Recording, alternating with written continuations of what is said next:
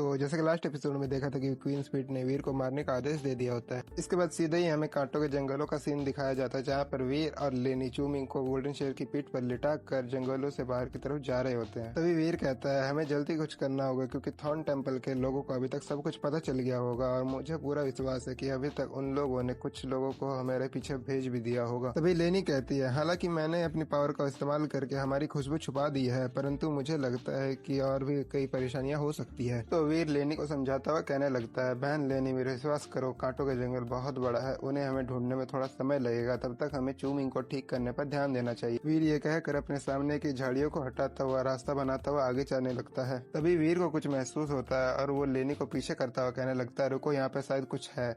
ये कहते हुए वीर अपने सामने की झाड़ियों को हटाने लगता है और फिर जैसे ही वीर के सामने की झाड़ियां हटती है वो देखकर हैरान हो जाता है। इसके बाद हमें वीर के सामने का सीन दिखाया जाता है, जहाँ पर एक पेड़ पीले रंग की रोशनी से बहुत तेज चमक रहा होता है और ये रोशनी सीधे ही आसमान की ओर जा रही होती है। और फिर हम वीर को देखते हैं जो प्रोफेसर मंत्रा का यूज करके उस पेड़ की ऊर्जा को स्कैन कर रहा होता है और मन ही मन सोच रहा होता है इस पेड़ की जीवन शक्ति बहुत पावरफुल है, लगभग secret blood iron shoulder king की तरह, लेकिन इसके आसपास कोई जीवन का संकेत क्यों नहीं है? आखिर ये कैसे हो सकता है? मुझे कुछ दिन यहाँ रुक कर इस पेड़ के बारे में थोड़ा और पता करना चाहिए, हो सकता है इससे कुछ अच्छा प्राप्त हो जाए। इतना सोचने के बाद वीर लेनी से कहता है बहन लेनी लगभग रात होने वाली है, मुझे लगता है आज हमें यहीं रुक कर आराम करना चाहिए। इसके बाद सीधे ही हम रात का सीन देखते हैं, जहाँ पर वीर अपनी पावर का इस्तेमाल करके चूमिंग को हील कर रहा होता है और लेनी साइड में बैठकर ये सब देख रही होती है। और फिर हम चूमिंग को देखते हैं जिससे कि वीर ने पूरा हील कर दिया होता है और वो कराता हुआ अपनी आंखें खोलने की कोशिश करने लगता है। ये देखकर वीर एक चैन की सांस लेता है। चूमिंग कराता हुआ अपनी आंखें खोलने लगता है और कहता है ये कौन सी जगह है? तभी चूमिंग को पूरी तरह से होश आ जाता है और वो वीर को देखकर घबरा जाता है और वो घबराते हुए कहने लगता है वीर तुम यहाँ कैसे, और नाइट किंग कहाँ है? क्या उसने तुम्हें बंदी बना लिया? तभी हम वीर को देखते जो नाइट किंग को बुलाता हुआ कहता है क्या तुम इसकी बात कर रहे हो? चूमिंग जैसे ही नाइट किंग को देखता है वो अपने बिस्तर पर उठ खड़ा होता है और रोते हुए कहने लगता है तुम इसके साथ क्या कर रहे हो? क्या तुम इसके साथी हो? तभी हम वीर को देखते जो चूमिंग को समझाते हुए कहता है डरो मत, मैं तुम्हें सब कुछ समझाता हूँ। और नाइट किंग पीछे से खतरनाक से लुक देखकर उसे डरा रहा होता है। अब हम सीधे ही थोड़ी देर बाद का सीन देखते हैं, जहाँ पर उन लोगों ने कैंप वगैरह सब कुछ लगा लिया होता है और कैंप फायर में मांस पकाते हुए आपस में बात कर रहे होते हैं। तभी वीर चूमिंग की तरफ एक मांस का टुकड़ा बढ़ाता हुआ कहता है कि जैसा कि तुम देख रहे हो मैंने नाइट किंग को हरा दिया है और तुम्हारा कॉन्ट्रैक्ट भी खत्म कर दिया है। और चूमिंग वीर से मांस का टुकड़ा लेता हुआ कहता है काश ये मेरी मौत से पहले का कोई मेरा भ्रम ना हो। और मांस का टुकड़ा खाता हुआ कहने लगता है इसकी खुशबू कितनी ज्यादा अच्छी है, लगता है ये मेरा कोई भ्रम नहीं है। फिर वीर कहता है तुम्हारी चोट अभी ठीक हुई है, इसलिए तुम अच्छी तरह से खाना खाकर आराम करो, फैंग फैंग तुम्हारी देखभाल करेगा। तो चूमिंग कहता है ठीक है भाई, और वो जल्दी जल्दी खाना खाने लगता है। इसके बाद हमें देर रात का सीन दिखाया जाता है, जहाँ पर वीर और उसके सारे के सारे साथी खाकर आराम करने के लिए चले गए होते हैं और जियो फेंग फेंग जो कि वीर का एक तूफान टाइप का एलियन पेट होता है जोर से हाउल करने लगता है। ये सब सुनकर वीर और उसके साथियों की नींद टूट जाती है और लेनी कहने लगती है क्या हुआ उसे, और चूमिंग कहने लगता है कि बाहर क्या चल रहा है। चूमिंग बाहर आकर इधर उधर देखता हुआ कहने लगता है कौन है यहाँ, आखिर कौन है यहाँ, सामने आओ जो भी है। इसके बाद हम वीर को देखते हैं जो फेंग फेंग को शांत करवाता हुआ सोचने लगता है आखिर क्या चल रहा है यहाँ और मुझे कुछ एहसास क्यों नहीं हो रहा है।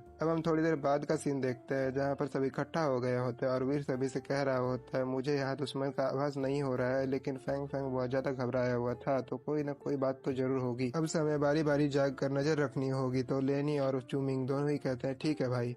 अब सीधे ही सुबह का सीन देखते हैं, जहाँ पर लेनी घबराते हुए आती है और चूमिंग को उठाते हुए कहती है जागो कुछ हुआ है। तो चूमिंग अपनी आंखें रगड़ता हुआ कहता है क्या हुआ क्या हुआ। हम वीर को देखते जो टेंट से बाहर देखता है और देखकर हैरान हो जाता है।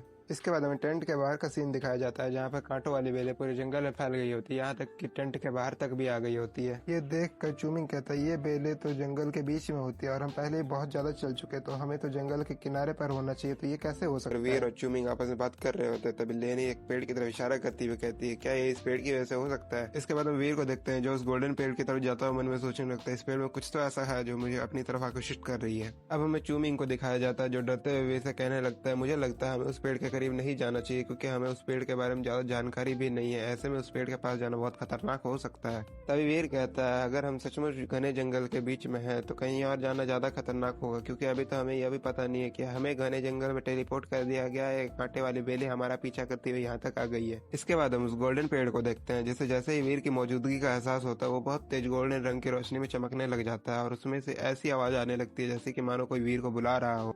अब हम चूमिंग को देखते हैं जो उस गोल्डन पेड़ को देखकर बहुत ज्यादा हैरान हो जाता है और हैरानी से उस गोल्डन पेड़ की तरफ इशारा करता हुआ जोर से चिल्लाने लगता है देखो उस पेड़ के बीच में कोई है। दूर से देखने पर ऐसा लग रहा था मानो वह व्यक्ति मेडिटेशन कर रहा हो, लेकिन जैसे ही वे सब उस पेड़ के पास गए तो उन्हें पता चलता है कि यह कोई इंसान नहीं बल्कि एक इंसान की लाश है जो ना जाने कितने सालों से उस पेड़ के भीतर छुपा बैठा था। उस लाश के बैठने के ढंग से ही पता चल रहा था कि यह कोई साधारण इंसान नहीं बल्कि कोई बहुत ज्यादा ताकतवर शख्स रहा होगा। अब सवाल यह है कि यह इंसान आखिर कौन है और इसकी मृत्यु कैसे हुई होगी और इसका शरीर अभी तक इतना सुरक्षित कैसे है। तभी लेनी कहती है इस इंसान ने तो लीग की यूनिफॉर्म पहन रखी है और यह यूनिफॉर्म कम से कम 50 साल पुराना होगा, फिर भी यह यूनिफॉर्म ज्यों की त्यों है। तो चूमिंग कहता है इसका यूनिफॉर्म देख कर लगता है जरूर यह पृथ्वी पर कोई वीआईपी रहा होगा, क्या यह एयरलाइंस में से हो सकता है। इतना कहने के बाद चूमिंग उस लाश की तलाशी लेने लग जाता है। तभी लेनी घबराते हुए उसे रोकने लग जाती है और कहती है तुम क्या कर रहे हो, यह इंसान जरूर ही लीग में कोई सीनियर रहा होगा, तुम्हें ऐसे ही इसकी तलाशी नहीं लेनी चाहिए। तभी चूमिंग को उस लाश की पॉकेट में से कुछ मिलता है और वह उसे निकाल लेता है और उन्हें देखता हुआ लेनी से कहने लगता है मुझे गलत मत समझो, मैं बस यह देखना चाहता था कि इस लाश के पास कुछ ऐसा मिल जाए जिससे कि इसकी पहचान का पता चल सके। इसके बाद हम वीर को देखते हैं जो चूमिंग के हाथ में 9 लाइफ कैट का एक कार्ड देख लेता है और ये कार्ड देखने के बाद वो सोचने लगता है इस इंसान के पास भी एक 9 लाइफ कैट का कार्ड था, तो क्या यह इंसान भी ब्लड लीजन से हो सकता है। इसके बाद हम चूमिंग को देखते हैं जो उस लाश को हटाकर उसके आसपास की जगह को देखने लग जाता है और वह लाश जैसे ही अपने जगह से हटती है वहां पर एक लॉकेट जैसा कुछ पड़ा होता है जिसे देखकर वीर हैरान होता है। वह कहता है यह क्या है और उसे जल्दी से उठा लेता है। वीर जैसे ही उस लॉकेट को खोलकर देखता है उसे सदमा लग जाता है, मानो उसने दिन में ही भूत देख लिया हो और वह काफी देर तक उस लॉकेट को ही देखता रहता है।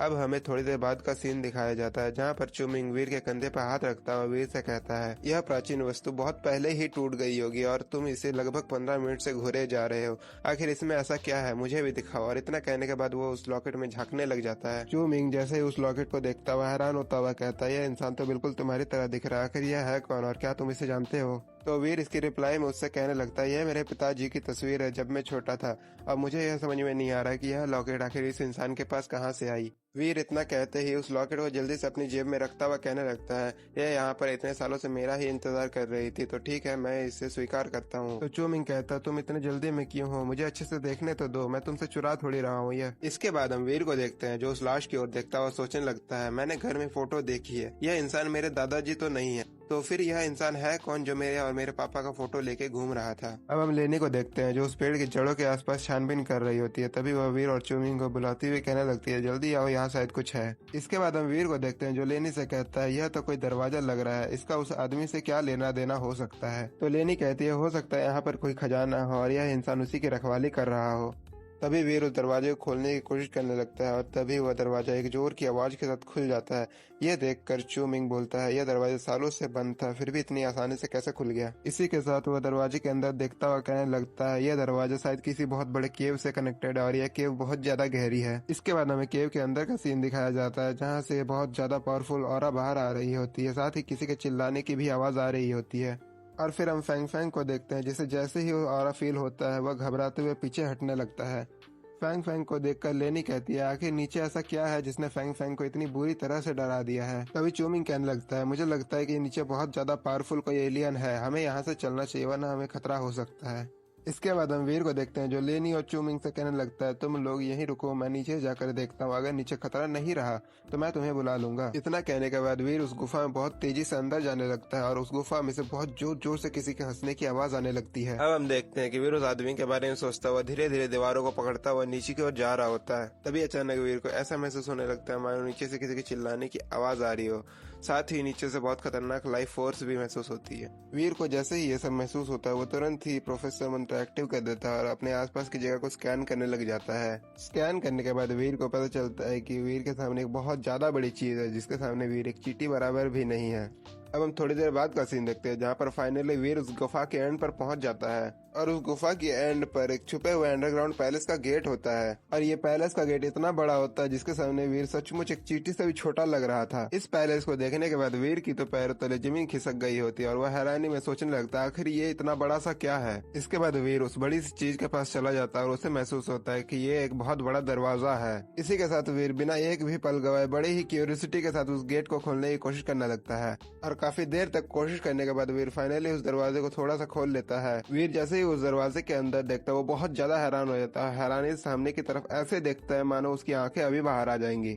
अब हम उस शेल्टर को देखते हैं जो सच में बहुत ज्यादा बड़ा होता है और उस शेल्टर के चारों तरफ बस तबाही मच रखी होती है। जहाँ देखो एलियंस की लाश और हड्डियां पड़ी थी चारों तरफ, कुछ हड्डियां तो 100 फीट से भी ज्यादा थी और कुछ लाशों में तो सर ही नहीं था। हालत देखकर तो ऐसा लग रहा था मानो यहाँ पर एक साथ हजारों एलियंस को लड़ा दिया गया हो। और वीर अंदर की तरफ जाता हुआ मन में सोचने सोचने लगता है ये शेल्टर इतना ज्यादा बड़ा है कि इसके सामने किंग शेल्टर किसी की झोपड़पट्टी से कम नहीं है और भगवान ही जाने ये पैलेस कितने सालों से बंद था और ना जाने ये पैलेस कितने सारे राज समेटे बैठा है। तभी वीर एक एलियन की लाश के पास रुकता है जिसे कि किसी ने बीच में से फाड़ दिया होता है। वीर उस लाश को देखता हुआ सोचने लगता है इस एलियन को मरे हुए ना जाने कितने ही सदियां बीत गई होगी, फिर भी इस एलियन की बॉडी से निकलता हुआ और अब बहुत ज्यादा पावरफुल है और जिसने इसका ये हाल किया वो ना जाने कितना पावरफुल होगा। क्या ये उसी बंदे का काम हो सकता है जिसकी लाश हमें उस पेड़ के सामने से मिली थी? ये सोचता हुआ वीर उस लॉकेट को याद करने लगता है जो उस आदमी के पास मिली थी। और गाइज मैंने आप लोगों को पिछले एपिसोड में बताया था कि इस लॉकेट में वीर और उसके पिताजी हैं, जो कि पूरी तरह से गलत है। इस फोटो में जो बच्चा है वो वीर के पिताजी है और जिसने वीर के पिताजी को यानी उस बच्चे को गोद ले रखा है वो वही बंदा है जिसकी लाश वीर को पेड़ के पास से मिली थी। अब स्टोरी कंटिन्यू होती है और हम वीर को देखते हैं जिसने प्रोफेसर मंत्रा का उपयोग करके पूरे शेल्टर को स्कैन कर लिया होता है। और स्कैन करने के बाद वीर को पता चलता है कि यहाँ पर कोई भी जिंदा क्रिएशन नहीं है। वीर को जैसे ही यहाँ पर सेफ महसूस होता है वो जाकर चूमिंग और लेनी को बुला लेता है। इसके बाद हमें थोड़ी देर बाद का सीन दिखाया जाता है जहाँ पर चूमिंग और लेनी फैंग फैंग को लेकर नीचे आ गए होते हैं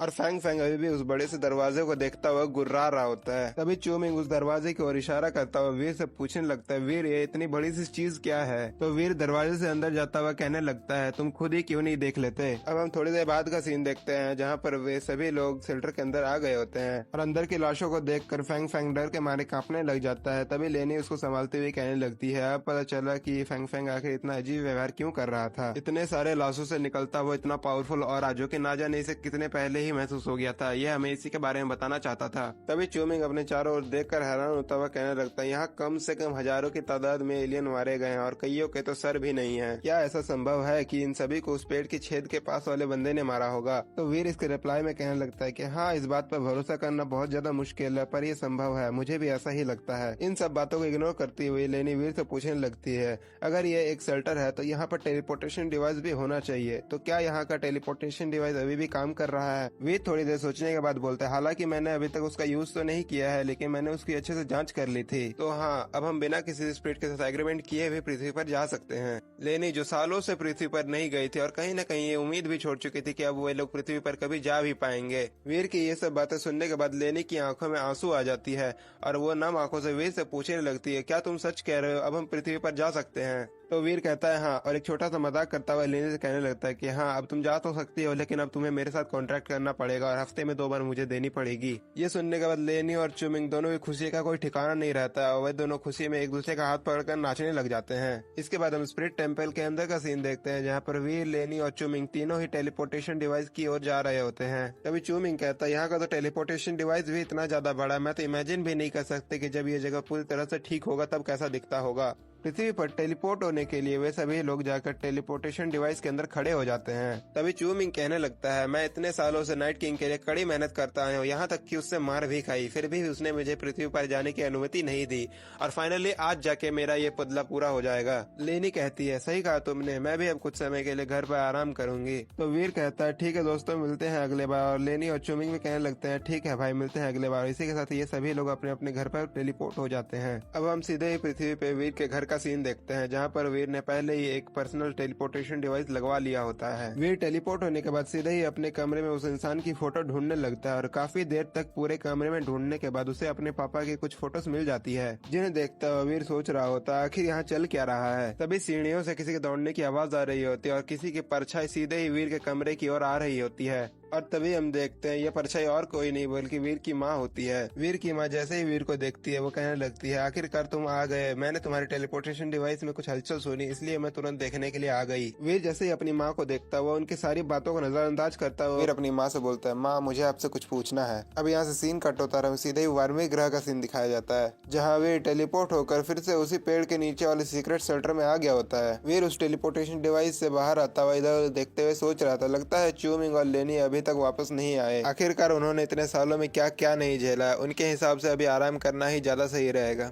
इसके बाद वीर अपनी जेब से उस लॉकेट को निकाल लेता है, उसे देखता हुआ सोचने लगता है यहाँ तक कि मैंने अपनी माँ से भी पूछ लिया, उन्हें भी इस इंसान के बारे में कुछ नहीं पता, आखिर ये इंसान है कौन। वीर उस लॉकेट को वापस अपनी जेब में रख लेता है और अपनी आसपास की जगह को देखता हुआ कहने लगता है भले ही मैं इस जगह को पहले भी देख चुका हूँ पर अब भी ये उतनी ही डरावनी लग रही है जितना कि पहले लग रही थी। इसके बाद हम एक सांप टाइप एलियन को देखते हैं जिसके सर को देखकर ऐसा लग रहा था मानो इसके सर पर पूरा उल्का पिंड गिर गया हो। और उसे देखकर वीर गुस्से में अपनी मुट्ठी भींचता हुआ कहने लगता है, अगर ये सब उसी बंदे ने किया है तो वो असाधारण रूप से पावरफुल होना चाहिए, और ऐसे पावरफुल इंसान का मेरे फैमिली से क्या लेना देना है मैं पता लगा कर रहूंगा। मेरे पिताजी का अफेयर जरूर ही बहुत ज्यादा पावरफुल और कॉम्प्लिकेटेड लोगों से रहा होगा, और अगर मुझे इस बारे में पता लगाना है तो मुझे उन लोगों से भी ज्यादा पावरफुल बनना होगा। इतना कहने के बाद वीर अपनी सुपर किंग स्पिरिट बॉडी को बुलाता हुआ सोचने लगता है, सबसे पहले तो मुझे किसी तरह इस सुपर किंग स्पिरिट बॉडी के फॉर्म में रहने के टाइम को बढ़ाना पड़ेगा। जब वीर पूरी तरह से सुपर किंग स्पिरिट बॉडी में ट्रांसफॉर्म हो जाता है तो उसकी बॉडी से एक अलग ही ऑरा निकलने लग जाता है, जैसा वीर ने कभी फील नहीं करा होता है। और ये ऑरा सीधे ही किसी चीज की ओर खिंचती हुई चली जा रही थी। वीर को जैसे ही इस बात का पता चलता है वो तुरंत पीछे मुड़ता हुआ कहने लगता है,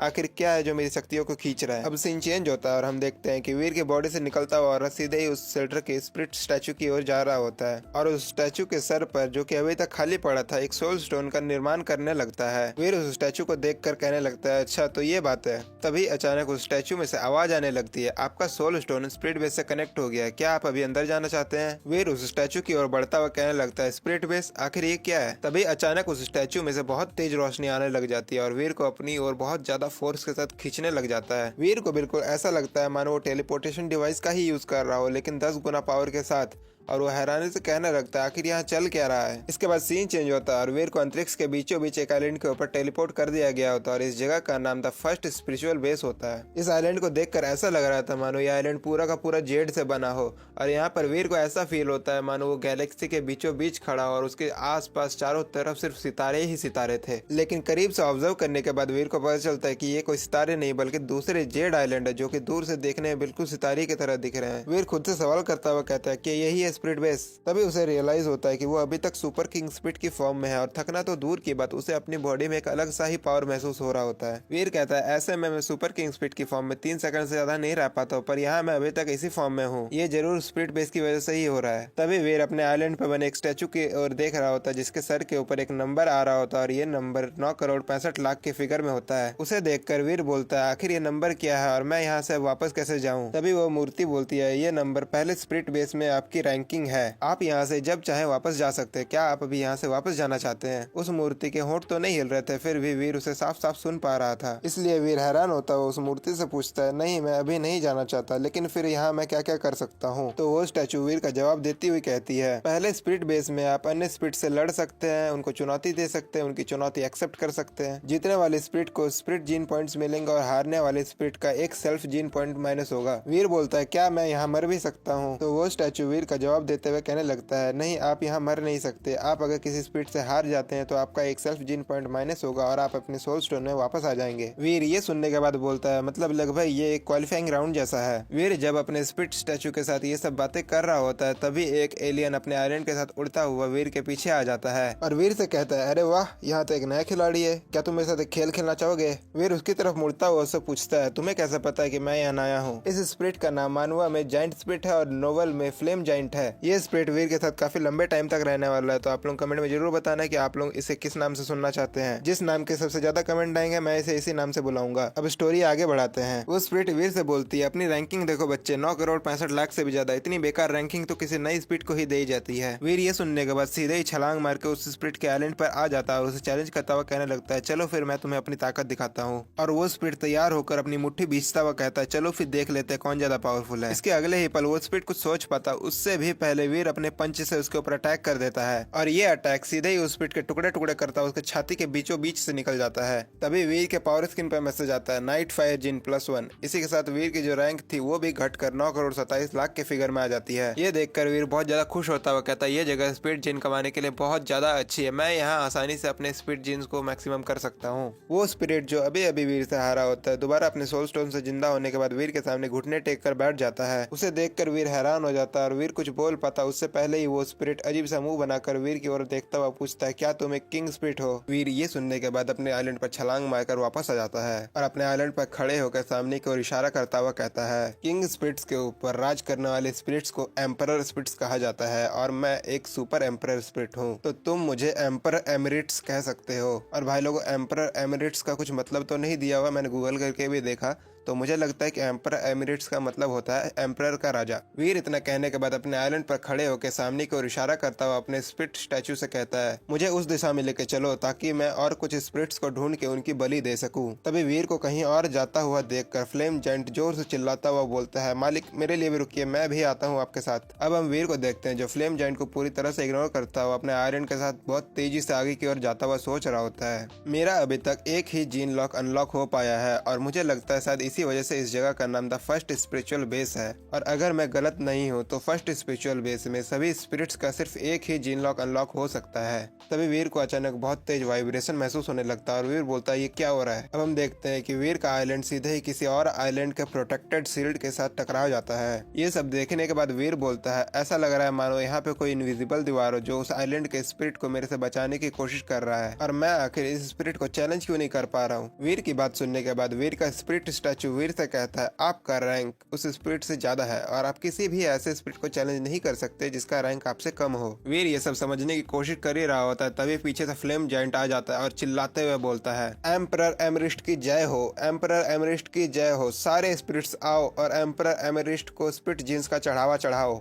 अब हम उस दूसरे आइलैंड वाले स्पिरिट को देखते हैं। जैसे जैसे ये सब कुछ पता चलता है वो बहुत ज्यादा हैरान हो जाता है और बहुत ज्यादा घबरा जाता है। वो स्पिरिट घबराते हुए बोलता है, हे भगवान ये मैंने क्या कर दिया, ये तो सच में एक एम्परर स्पिरिट है और इसकी बॉडी से निकलता हुआ ऑरा भी किसी नॉर्मल एम्परर स्पिरिट से कहीं ज्यादा पावरफुल है। वो स्पिरिट ये सब रियलाइज करने के बाद सीधे ही वीर के आइलैंड पर आ जाता है और वीर के सामने घुटने टेक कर उसके पैर पड़ता हुआ कहने लगता है, हे एम्परर एमरिस्ट प्लीज मेरे स्पिरिट जीन्स को एक्सेप्ट कीजिए और मेरे द्वारा हुई इतनी बड़ी गलती को माफ कीजिए। वीर ये सब देखकर बहुत ज्यादा हैरान हो जाता है, हैरानी से अपने सर पर हाथ रखता हुआ सोचने लग जाता है, ये स्पिरिट सच में कितने ज्यादा सीधे होते हैं। इन्हें जैसे ही पता चला इनका एम्परर इनके सामने खड़ा है, ये इन्होंने बस अपना नाम लिया और अपने स्पिरिट जीन्स को मेरे सामने परोस दिया। ये स्पिरिट सच में अपने एम्परर्स की दहो दिल से पूजा करते हैं। इतना सोचने के बाद वीर बोलता है, ठीक है मैं तुम्हारे जीन्स को एक्सेप्ट करता हूँ और उस स्पिरिट को एक ही मुक्के में खत्म कर देता है। और वो स्पिरिट जैसे ही मरती है उसकी बॉडी हवा में डिसॉल्व होना शुरू हो जाती है और उसकी बॉडी से कुछ ब्लू लाइट्स आके वीर की बॉडी में एब्जॉर्ब हो जाते हैं। और जैसे ही वे वीर के बॉडी में एंटर करते हैं वीर के पावर स्क्रीन पे मैसेज आता है, वेटर वाटर जीन +1 आपकी रैंक चेंज नहीं हुई है। अब हम उसी स्पिरिट को देखते हैं जो वीर से मरने के बाद अपने सोल स्टोन से वापस जिंदा हो जाती है और वीर के पास आकर घुटने टेक कर बैठ जाती है और वीर से बोलती है, थैंक यू माय लॉर्ड मेरे जीन्स को एक्सेप्ट करने के लिए। वीर इसके रिप्लाई में उस स्पिरिट से कहने लगता है, क्योंकि तुमने साफ दिल से मुझे अपनी स्पिरिट जीन्स चढ़ाए इसलिए मैंने उन्हें एक्सेप्ट कर लिया। अब हम फ्लेम जाइंट को देखते हैं जो दूर दूर से स्पिरिट्स को बुला कर ला रहा होता है और उन सभी से कहता है, एम्परर एमरिस्ट की जय हो, एम्परर एमरिस्ट की जय हो, सारे स्पिरिट्स आओ और एम्परर एमरिस्ट को स्पिरिट जीन्स का चढ़ावा चढ़ाओ। अब हम वीर के आइलैंड को देखते हैं जहाँ पर बहुत सारे स्पिरिट्स लाइन लगा के खड़े होते हैं और सारे के सारे वीर से एक ही बात बोल रहे होते हैं, एम्परर एमरिस्ट प्लीज मेरी स्पिरिट जीन्स को एक्सेप्ट कीजिए। अब हम वीर को देखते हैं जो सारे स्पिरिट्स को मार मार के बहुत तेजी से स्पिरिट जीन्स कमा रहा होता है और वीर के पावर स्क्रीन पर बार बार यही मैसेज फ्लैश कर रहा होता है, वेटर वुड जिन +1 आपकी रैंक चेंज नहीं हुई है, नाइट थंडर जीन +1 आपकी रैंक चेंज नहीं हुई है। अब हम वीर को देखते हैं जो इतने सारे स्पिरिट्स को मार मार के थक गया होता है और अपनी हाथ को झाड़ता हुआ कहता है, मैंने कभी सपने में भी नहीं सोचा था कि एक दिन ऐसा भी आएगा जब मैं किसी को मार मार के बोर हो जाऊंगा, जबकि मुझे उससे स्पिरिट जीन्स भी मिल रहे हैं। अगर इनको ये पता चल जाए कि मैं कोई स्पिरिट ही नहीं बल्कि एक इंसान हूँ तो ना जाने इनका क्या रिएक्शन होगा। इसके बाद वीर बहुत ज्यादा खुश होता हुआ अपने मुंह में हाथ फेरता हुआ कहता है, आखिर जो भी हो वार्मिर ग्रह पर स्पिरिट जीन्स कमाना लगभग नामुमकिन है और यहाँ पर तो ऐसा लगता है मानो सारे के सारे स्पिरिट्स मुझे अपनी स्पिरिट जीन्स देने के लिए मरी जा रही हो। अब हम वीर के आइलैंड के बाहर का सीन देखते हैं जहाँ पर बहुत सारे स्पिरिट्स लाइन लगा कर खड़े होते हैं और सारे के सारे वीर की तारीफ करते हुए कहने लगते हैं, वाह एम्परर एमरिस्ट सच में बहुत ज्यादा पावरफुल है, महाराज सच में बहुत ज्यादा पावरफुल है। एम्परर एमरिस्ट प्लीज सबसे पहले आप मेरी जीन्स को एक्सेप्ट कर लीजिए। अब हम वीर को देखते हैं जो उन सभी स्पिरिट्स को आराम से मक्खन की तरह हाथ चला चला के मार रहा होता है। तभी अचानक वीर को पीछे से एक बहुत ज्यादा पावरफुल स्पिरिट की ऑरा महसूस होती है और वीर उस दिशा में देखता है तो उसे पता चलता है कि कोई स्पिरिट बहुत तेजी से अपने आइलैंड के साथ उड़ते हुए वीर की ओर आ रही होती है और इस स्पिरिट को आता हुआ देखकर बाकी सारे स्पिरिट्स बहुत ज्यादा डर जाते हैं और डरते हुए कहने लगते हैं, ये तो थंडर डेविल एम्परर है, ये यहाँ क्या करने आया है, क्या यह हमारे एम्परर एमरिस्ट से लड़ना चाहता है। अब हम उस स्पिरिट को देखते हैं जिसके चारों ओर पर्पल कलर की लाइटनिंग बहुत तेज उड़ रही होती है। इसके पैरों से भी इतनी ज्यादा खतरनाक लाइटनिंग बाहर आ रही होती है कि यह जहाँ भी पैर रखता है वहीं पर पर्पल कलर की लाइटनिंग चमकने लग जाती है और ये स्पिरिट छलांग मारकर सीधे ही वीर के आइलैंड पर आ जाती है और अपनी बॉडी से बहुत ज्यादा पावरफुल लाइटनिंग और रिलीज करता हुआ वीर की ओर एक खतरनाक लुक देता हुआ पूछता है, क्या तुम ही हो वो एम्परर एमिरिट्स जिसे अपनी ताकत पर इतना घमंड है कि वो अपने आप को एम्परर का भी एम्परर बोलता है। वीर भी अपनी बॉडी से अपनी ऑरा को रिलीज करता हुआ अपनी आवाज में कठोरता के साथ बोलता है, हाँ मैं ही हूँ। थंडर डीमन ये सुनने के बाद बहुत ज्यादा गुस्सा हो जाता है और वीर को पॉइंट आउट करता हुआ कहने लगता है, तुम बेवकूफ कहीं के, लगता है तुम मुझे नहीं जानते हो, आओ मुझे चैलेंज करो, मैं तुम्हें 3 पंचेस में किल कर दूंगा, तब तुम्हें पता चलेगा कि मैं कौन हूँ। अब हम वीर को देखते हैं जो ये सब सुनने के बाद मानो एकदम गुस्से में पागल हो गया हो। आखिरकार वीर भी इतनी देर से किसी ऐसे ही स्पिरिट का इंतजार कर रहा था जो कि आए और उसको चैलेंज करे, ना कि उसके सामने घुटने टेक के अपने स्पिरिट जीन्स को परोस दे। ऐसे में उसे स्पिरिट जीन्स तो मिल रहे थे लेकिन उसे वो मजा नहीं आ रहा था जो कि एक स्पिरिट को मार के उसका जीन हासिल करने में आता है। और ऐसे में अगर कोई स्पिरिट आकर वीर को बेवकूफ बोल दे, ये वीर को कहीं से भी कवारा नहीं था। बस इसी रीजन से वीर इतना गुस्सा हो जाता है मानो उसकी आंखों में खून आ गया हो और वीर अपनी बॉडी से बहुत ज्यादा खतरनाक ऑरा को रिलीज करता हुआ थंडर डीमन को चैलेंज कर देता है और कहता है, आ जाओ देख लेते हैं कौन है बेवकूफ। वीर को थंडर डीमन एम्परर को चैलेंज करता हुआ देखकर बाकी दूसरे आइलैंड के स्पिरिट्स बहुत ज्यादा हैरान हो जाते हैं और हैरानी से कहते हैं, एम्परर एमरिस्ट ने थंडर डीमन एम्परर को चैलेंज कर दिया, क्या इन्हें पता नहीं है कि द फर्स्ट स्पिरिचुअल बेस में इसकी रैंकिंग 7वें नंबर पर है और ये सबसे ज्यादा ब्रूटल स्पिरिट्स में से एक है। अब हम थंडर डीमन एम्परर को देखते हैं जो वीर का चैलेंज एक्सेप्ट करने के बाद हेल थंडर नाम का एक स्किल एक्टिव कर देता है जिससे कि पर्पल कलर की लाइटनिंग पावर से थंडर डीमन एम्परर के पीछे उससे 3 गुनी बड़ी एक फिगर स्पॉन हो जाती है और थंडर डीमन एम्परर अपनी ऑरा से उस फिगर को चार्ज करता हुआ कहता है, बेवकूफ स्पिरिट,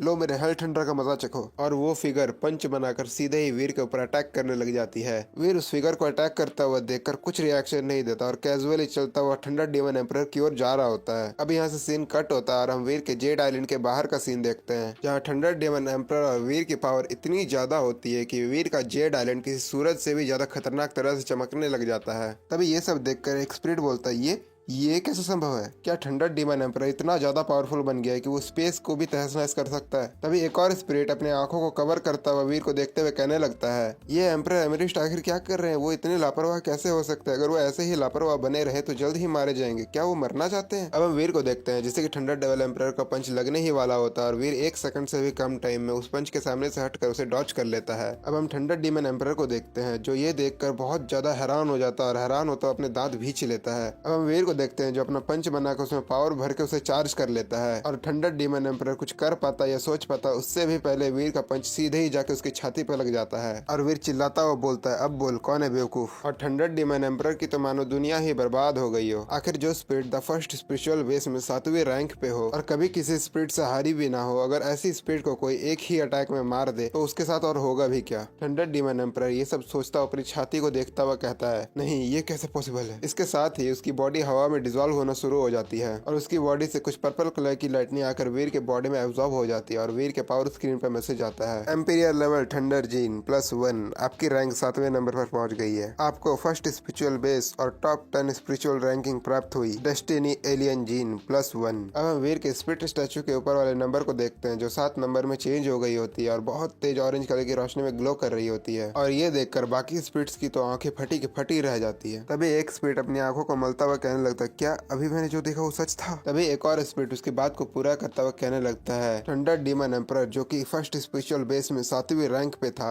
एम्परर एमरिस्ट ने उसे सिर्फ एक पंच में ढेर कर दिया। आखिर ये कैसे पॉसिबल है? कोई इतना पावरफुल कैसे हो सकता है? अब हम वीर को देखते हैं जो अपने हाथों में पर्पल कलर की लाइटनिंग को देखता हुआ कहने लगता है, जैसा कि मैंने सोचा था स्पिरिट जीन्स में भी लेवल होते हैं। एक नॉर्मल या ऑर्डिनरी स्पिरिट जीन को एब्जॉर्व करने से मेरी बॉडी में उतना कुछ खास फर्क नहीं पड़ा, लेकिन एम्पीरियर लेवल के एक ही स्पिरिट जीन से मैं अपने बॉडी में सिग्निफिकेंट चेंजेस महसूस कर पा रहा हूँ। लाइटनिंग के खिलाफ मेरी रेजिस्टेंस अच्छे खासे अमाउंट से बढ़ गई है। अब हम थंडर डीमन एम्परर को देखते हैं जो अपने सोल स्टोन से फिर से जिंदा होने के बाद अपने आप को कोसता हुआ कहने लगता है, मेरी ही गलती थी कि मैंने इसे हल्के में लिया, मुझे इसे हल्के में नहीं लेना चाहिए था। और वीर को चैलेंज करता हुआ कहने लगता है, ज्यादा खुश मत हो बच्चे, तुम सिर्फ मेरी एक गलती की वजह से जीते हो। वीर ये सब सुनने के बाद हंसते हुए थंडर डीमन एम्परर को अपनी उंगली से इशारा करता हुआ बुलाते हुए कहने लग जाता है, अच्छा तो तुम मेरे साथ फिर से लड़ना चाहते हो, आ जाओ फिर, इसी बहाने मैं मैं भी कुछ एम्परर लेवल के स्पिरिट जीन्स कमा लूंगा। और ये सुनने के बाद थंडर डीमन का तो मानो गुस्से का पारा चढ़ गया हो। थंडर डीमन अपनी उसी स्किल को एक्टिव कर लेता और चिल्लाता हुआ वीर से कहने लगता है, क्या तुम्हें इतना आसान लगता है? इतना कहने के बाद थंडर डीमन अपने दोनों हाथों से पंचेस बनाता हुआ वीर के ऊपर अटैक कर देता है और वीर इस बार भी कैजुअली खड़ा होकर बस उसे देख रहा होता है। और वीर इस बार थंडर डीमन एम्परर के पंच को डॉच नहीं करता बल्कि अपने हाथ में पंच बनाता हुआ सीधे ही उसके ऊपर अटैक कर देता है। और वीर का पंच जैसे ही थंडर डीमन एम्परर के पंच से टकराता है तभी थंडर डीमन एम्परर मेरे दिल की तरह टूट के बिखर जाता है। थंडर डीमन दोबारा अपने सोल स्टोन से जिंदा होने के बाद वीर की ओर देखता हुआ कहने लगता है, एम्परर एमरिस्ट,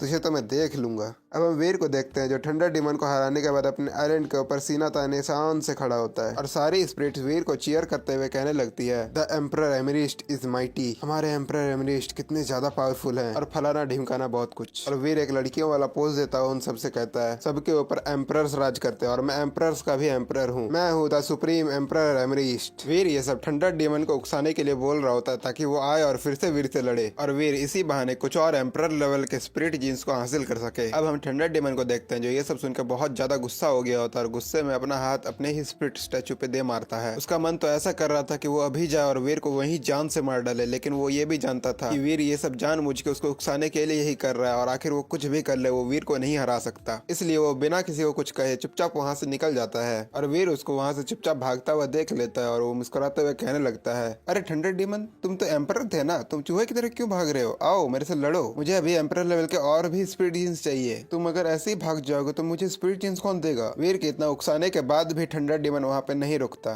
थंडर डीमन के वहाँ से भाग जाने के बाद वीर अपने स्टैचू की ओर मुड़ता और उसे देखता हुआ कहने लगता है, फर्स्ट स्पिरिचुअल बेस में सारे स्पिरिट्स बहुत ज्यादा कमजोर है और मैं कुछ ही दिनों में 7वीं रैंक पे पहुंच गया, शायद कुछ और दिनों में मैं फर्स्ट रैंक पे भी पहुंच जाऊंगा। अब यहाँ से सीन कट होता है और सीधे ही हमें थॉर्न सेंचुरी का सीन दिखाया जाता है जहाँ वीर के इस कारनामे की चर्चा दूर दूर तक फैल गई होती है और 3 स्पिरिट्स आपस में बात कर रही होती है। तभी उनमें से एक बोलती है, क्या तुमने सुना फर्स्ट स्पिरिचुअल बेस में एम्परर एमरिस्ट नाम का एक नया स्पिरिट आया था? एक और स्पिरिट उसका रिप्लाई देते हुए कहने लगता है, इसके बारे में कौन नहीं जानता, कई सारे महान सम्राटों ने तो इसको जान से मारने की भी धमकी दी है। एक और स्पिरिट उसकी बात को कंप्लीट करता हुआ कहता है, फिर भी बंदे की हिम्मत तो देखो, डरना तो दूर की बात, वो अभी भी खुद को सबका सम्राट कहता है। अब हम सीधे ही थॉर्न टेम्पल के अंदर का सीन देखते हैं जहाँ होली थॉर्न एम्प्रेस मुस्कुराते हुए कुछ सोच रही होती है। तभी वो वीर को याद करते हुए कहने लगती है, आखिरकार ये वही निकला, एम्परर एमरिस्ट, पता नहीं अब मैं इसे दोबारा कब मिल पाऊंगी। और ये सोचते हुए वो बहुत ज्यादा ब्लश करने लग जाती है। और भाई लोगों ये मानवा में तो नहीं दिया हुआ लेकिन मैंने इसके दिमाग में घुस के देखा है कि इस लौंडिया को लगता है कि एम्परर एमरिस्ट इससे प्यार करता है, इसीलिए उसने इसको बचाया था उस दिन। अब भैया इसको कौन बताए कि वीर के ऑलरेडी एक जीएफ है और वो इसको घास भी नहीं डालने वाला। अब यहाँ सीन कट होता है और हम सीधे ही वीर के अंडरग्राउंड शेल्टर का सीन देखते हैं जहाँ पर वीर उस आदमी की लाश को स्पिरिट टेम्पल के अंदर लेके आ गया होता है और वीर ने उस आदमी की लाश को वहीं पे गाड़ दिया होता है और साथ में वहाँ पे ड्रैगन ब्लड ट्री और ब्लड ट्री को भी लगा दिया होता है और वीर उनकी ओर देखता हुआ कहने लगता है, हालांकि मुझे अभी तक ये नहीं पता कि आप कौन हो और आपका मकसद क्या था, लेकिन अब मुझे उम्मीद है कि आपकी आत्मा को शांति जरूर मिल जाएगी। अब वीर अपने सी ऑफ सोल में देखता है तो उसे पता चलता है कि उसके पास अब ज्यादा पानी की बूंदे नहीं बची है और वीर अगर इन पेड़ों को बड़ा करना चाहता है तो उसे कोई और तिगड़म तो जरूर लगानी पड़ेगी। इतना सोचने के बाद वीर उन पेड़ों में सिर्फ इतनी ही पानी की बूंदे डालता है जिससे कि वो जिंदा रह सके। अब यहाँ से सीन कट होता है और हमें सीधे ही फर्स्ट स्पिरिचुअल बेस का सीन दिखाया जाता है जहाँ पर वीर टेलीपोर्ट होके आ गया होता है। वीर अपने स्पिरिट स्टैचू की ओर देखता है जिसमें से गोल्डन कलर की रोशनी बहुत तेज आ रही होती है और उसे देखता हुआ कहने लगता है, फिलहाल के लिए सबसे ज्यादा इम्पोर्टेंट यही है कि जितनी ज्यादा हो सके उतनी ज्यादा स्पिरिट जीन्स मुझे कलेक्ट करनी है। वीर अपने हाथों में स्टैट्स रिपोर्ट को देखता हुआ कहने लगता है, नोबल लेवल से नीचे सारे के सारे कॉमन स्पिरिट जीन्स मेरे मैक्सिमम हो चुके हैं, लेकिन रॉयल लेवल के स्पिरिट जीन्स अभी आधे भी नहीं हो पाए हैं। तभी वीर की तरफ बहुत सारे स्पिरिट अपने आइलैंड के साथ उड़ते हुए आने लगते हैं और वीर उनको देखता हुआ कहने लगता है, अरे यार फिर से नहीं, अगर इनका लेवल बहुत ज्यादा कम रहा तो मैं इनको कुछ न कुछ बोल के मना कर दूंगा, क्योंकि फिलहाल इनके साथ मैं टाइम पास नहीं कर सकता, मुझे फिलहाल अपने रॉयल स्पिरिट जीन्स को मैक्सिमम करने पे ध्यान देना है। इसी के साथ एक स्पिरिट अपने आइलैंड को उड़ाता हुआ वीर के आइलैंड के पास आ जाता है। इस स्पिरिट का नाम एम्परर शिंगो है और ये स्पिरिचुअल बेस में 9वीं रैंक पे है। वीर इस स्पिरिट को अपनी ओर आता हुआ देख कर कहने लगता है, ये स्पिरिट कुछ अलग लग रही है, इसमें कुछ तो बात है।